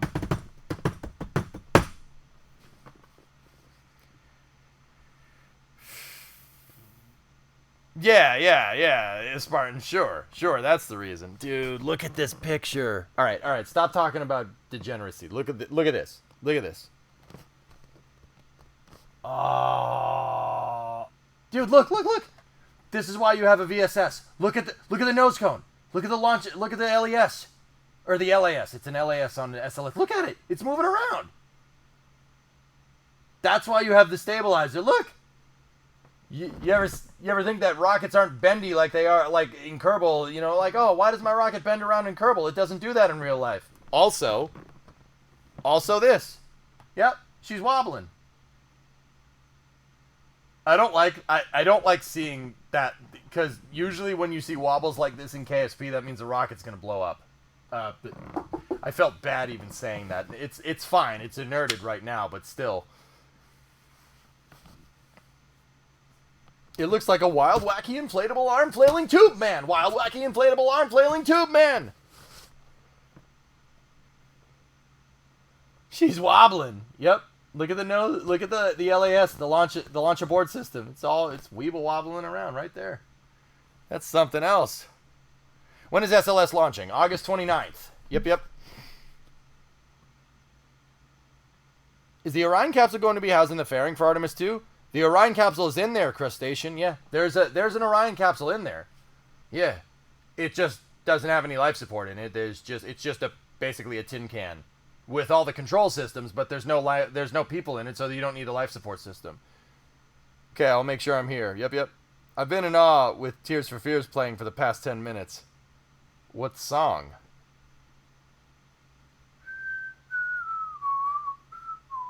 August 29th of next year, maybe. Nah, lol. Yeah, okay, Maverick.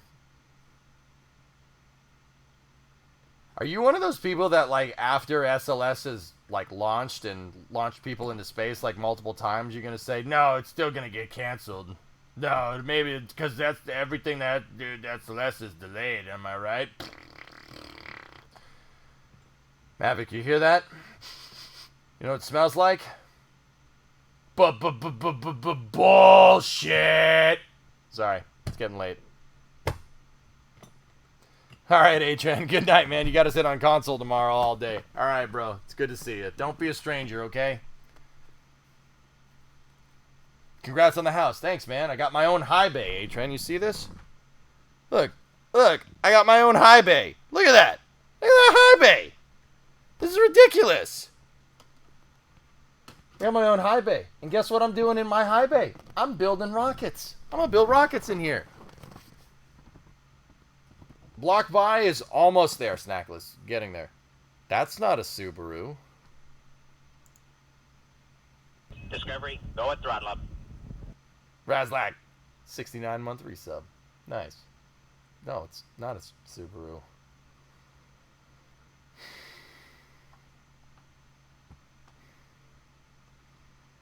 To be fair, it's only fun to like the 6th mission, right? Azonka, that's changing faster than you might think. Wait until after the launch. Oh, man, that thing is beast. Look at it, she's a beast. I love my Subaru.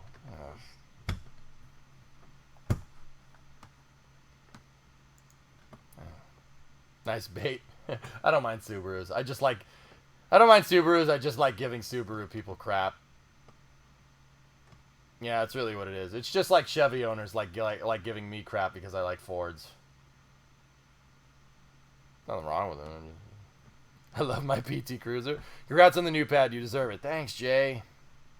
Thanks, man. I appreciate it. I'm gonna take the stream to the next level. That's what I was talking about before, guys. I'm building an office. There's like a space attached to the back of the garage, and it's big enough for an office, but it wasn't furnished, so I had to frame it, and we had to insulate it, and I had to drywall it, and I have to carpet it. I have to do a lot of stuff. That's why I'm only doing Space News this week, because I have to finish that. But once I finish that, it's a 12 by 12 room, 12 by 12 office. I have plenty of space for a driving rig, flight sim rig. There's plenty of space in there for that, for all the good stuff. Trust me, it's going to be awesome. Yeah, Sneaky, VR, yeah, sure, why not? I don't know, I mean, might not have enough room for VR. It depends.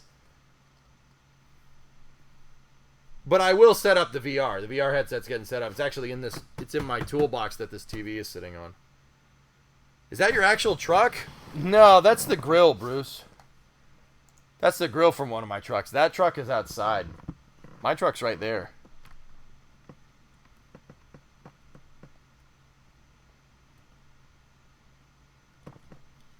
That's Freb.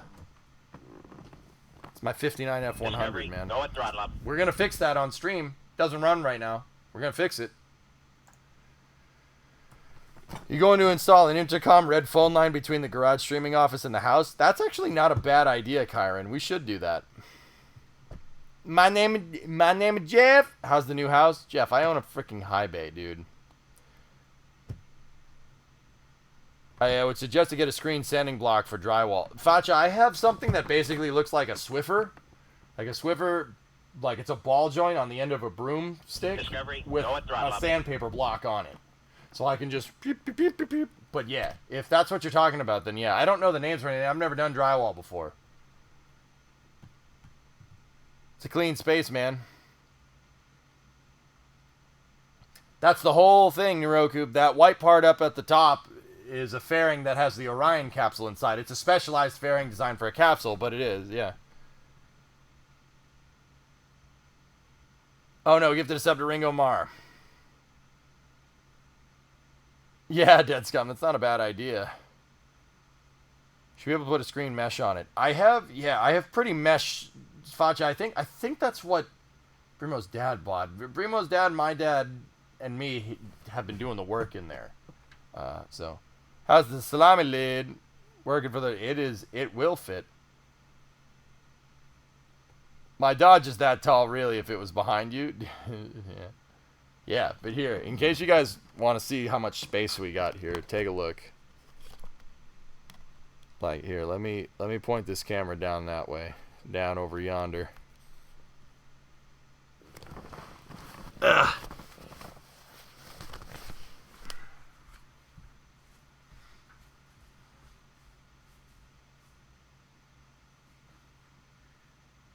I'm not even close to touching the ceiling.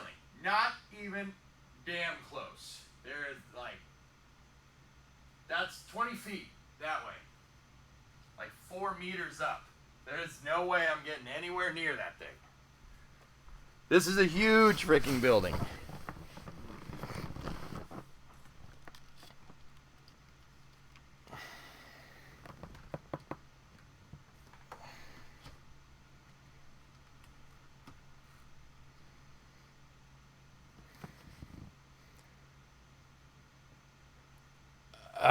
Jackal, I don't know, man. Yeah, it's a hangar con. Yeah, Jackal, I'm not sure. Talk to me when I'm a little more awake, dude.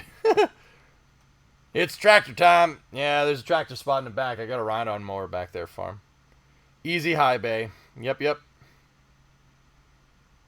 Or are you just 2 feet tall? Where's my banana for scale? I can't give you a banana for scale, but I can show you a soda can in my hand if you want. So, soda can.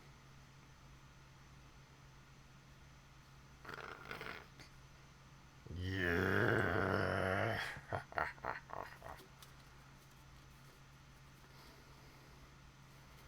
So are you out on land now? I got about an acre. Go at throttle up. Got about an acre. I grew up on a half acre. I've never had this much land in my life. And that's not even a lot for the country boys that watch the stream. An acre's nothing. But it's a lot for me, and it's a lot for Massachusetts. Hey, oh no, gifted a sub to show Snowing Fire. Right on. Room for a suspended ceiling to add some storage space above. Yep, I'm doing a drop ceiling, Dead Scum, so yes, absolutely. He's putting a lift in there? I don't know what you're talking about, Facha. Yep. Yeah, eventually when I get enough cash. Do you like the South Shore? It's more Cape Cod than the South Shore, Atomic, but yeah, I don't mind the South Shore. Sure. My dad's from the South Shore. Yeah. I like people down here. I think people down here, they're normal. They're not the busybody city folk that you run into. Look at that damn rocket. Where are you roughly? Atomic, Cape Cod is a better way to say it. It's a better way to say it. I'm kind of straddling the line of Cape Cod and the South Shore, if you catch my drift. If you know what that means, you know what that means. Oh, you used to live in Hanson. Okay. Yeah, kind of around there. I like it. I like the South Shore. You're still at it? Yeah, Sparks. Rocket's still rolling. I'm still here. I'm in Gloucester. Wrong shore. Gloucester? No. No. Not near that. Yes, nice. Do I look like a damn fisherman to you? Do I look like I know what a JPEG is? How much further does the rocket have to go from here? Do you want metric or imperial crustacean?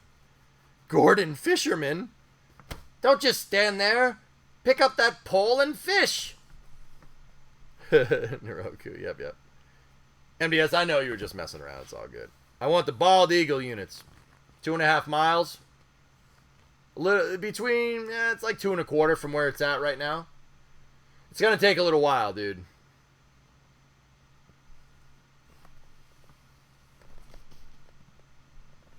I heard EJ thought it was there. What? Dip. Western Mass, you're out in Springfield. Right on, man. Yeah, cool. So MDS, like, if you want to think about this, okay, all right, here. I will speak local for a second.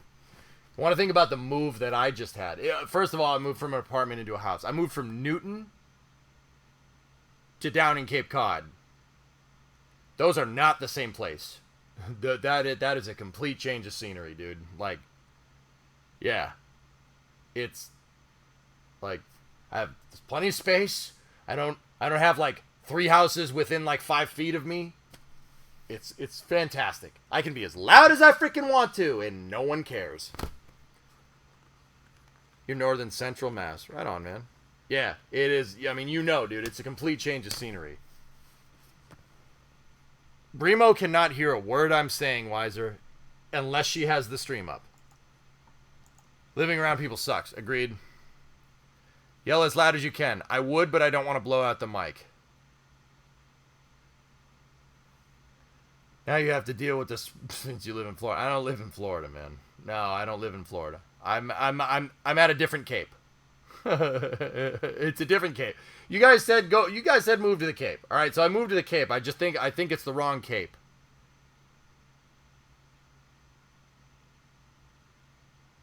Yeah, Blue. I'm probably not gonna do that. MDS, you're in Fitchburg area. Save for me too. Oh, okay. All right. Yeah. Yeah. MDS. I know. Yeah. You just gotta shoot down 90. Once you get past 84, you go. Yeah. Yep. Been out there many times. Right on, man. Task failed successfully. Cape Cod. Yeah, I'm on Cape Cod, not Cape Canaveral. I'm sorry. You guys didn't say what Cape. You just said move to the Cape, so I picked the Cape. I just picked the one that was closer. Okay? You have your own garden now? I have enough space for a garden in my condo, or I have enough space to put where the garden is and make a parking lot. See last. What's up, Crustacean? You want dang bald eagle units. Do they take the server structure and the vehicle off the crawler, or does it stay all together? So, the crawler, if you're looking at it from the top, is a square, right? Beazle, 18-month resub. It's a square. It's like this. At each corner of the square, there's a peg, all right? And then on the long axis, so if the rocket is here, and the service structure is here, right? There on the sides of it, there's 2 pegs in the center, 2 pegs on the corners in the front, 2 pegs on the corners in the back. The crawler transporter has adjustable ride height. It drives underneath it. Those 6 pegs are also inside of the VAB, inside of each one of the high bays. Crawler transporter drives underneath it, lifts up, the hydraulics lift up the 18 million pounds of rocket and mobile launcher, pick it up, move it out, lower it, and then go down the crawler way. And then when it's going up the ramp to 39A, the crawler transporter will pick up the back hydraulics and level the load going up the pad. And then when it gets to the pad, it sets it down on the launch pegs. Crawler transporter backs up. Because if the rocket engine's fired with the crawler transporter underneath it, it's... Well, bye-bye crawler transporter. Hey, orbital mechanic, rating with a party of 5. Nice. You should grow some milk. Look at all this milk. You want some of this milk? So the crawler transporter, once it sets it down on the pegs, will crouch underneath and then it'll roll out and it gets outside of what's called the BDA, the blast detonation area. The BDA is, if you look at 39A and 39B on the map, like the actual pads, you'll see they have like an outer perimeter. That's the blast detonation area. I don't think I need to say why that's called that, but you get the idea. Is this 39A or B? Sparks, SLS is rolling to 39B. 39A can't. There's a HIF in the way. There's a Falcon 9 launch pad in the way. Thank you for the answer. Very helpful. Yep. It is a modern marvel. The crawler transporter is a beast. That crawler transporter weighs 6 million pounds itself. It's powered, and I can give you a little bit of fun facts on it. The CT weighs 6 million pounds, and it's powered by 2 Alco locomotive engines. They're very, very industrial grade diesel motors that are used for, like, as generators in like hospitals and stuff. But Alco is a locomotive company, American Locomotive. Alco also made the big boys. For anybody that's a train buff, Alco made big boys. The big boy steam locomotive, the 4884. 4014 is beast, by the way, for the train people. If you know, you know. And if you don't know, now you know, chatters. You know everywhere where the big boy is.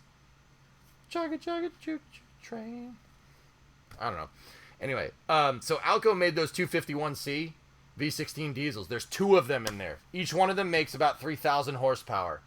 And okay, so think about this for a second. 3,000 horsepower from a diesel engine. Who here knows about diesel engines? If it's making 3,000 horsepower, think about how much torque that thing is making.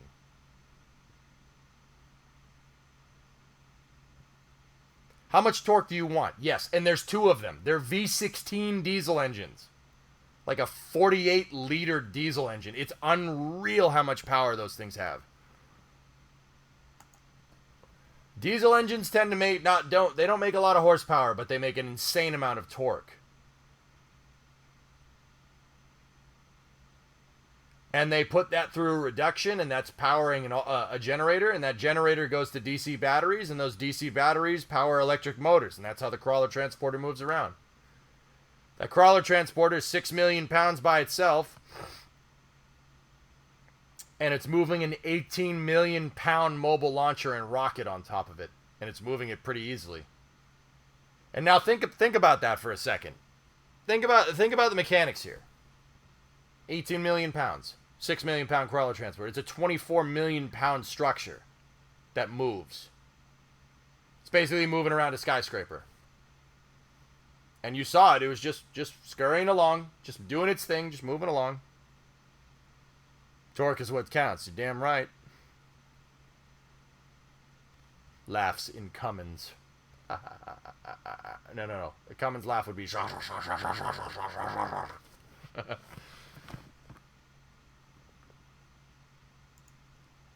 Anyway, all right, guys.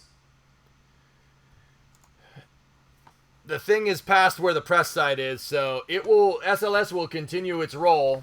It'll continue the roll, and it'll be there by tomorrow morning. When you're going half a mile an hour, 2.5 miles tends to take a little bit of time.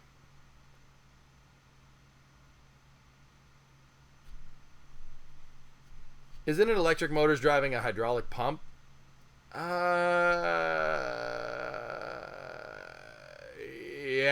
it's possible, Bill. It's possible. It's late, and I am recollecting this off the top of my head. So yeah, maybe. I'd have to go look. I'll get you a better answer tomorrow for Space News. Whoa, EJ, surprised to see you up this late. Wait, what time is it? Oh, it's midnight.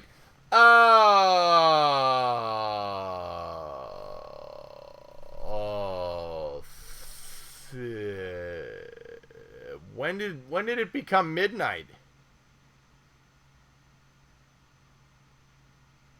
Oh,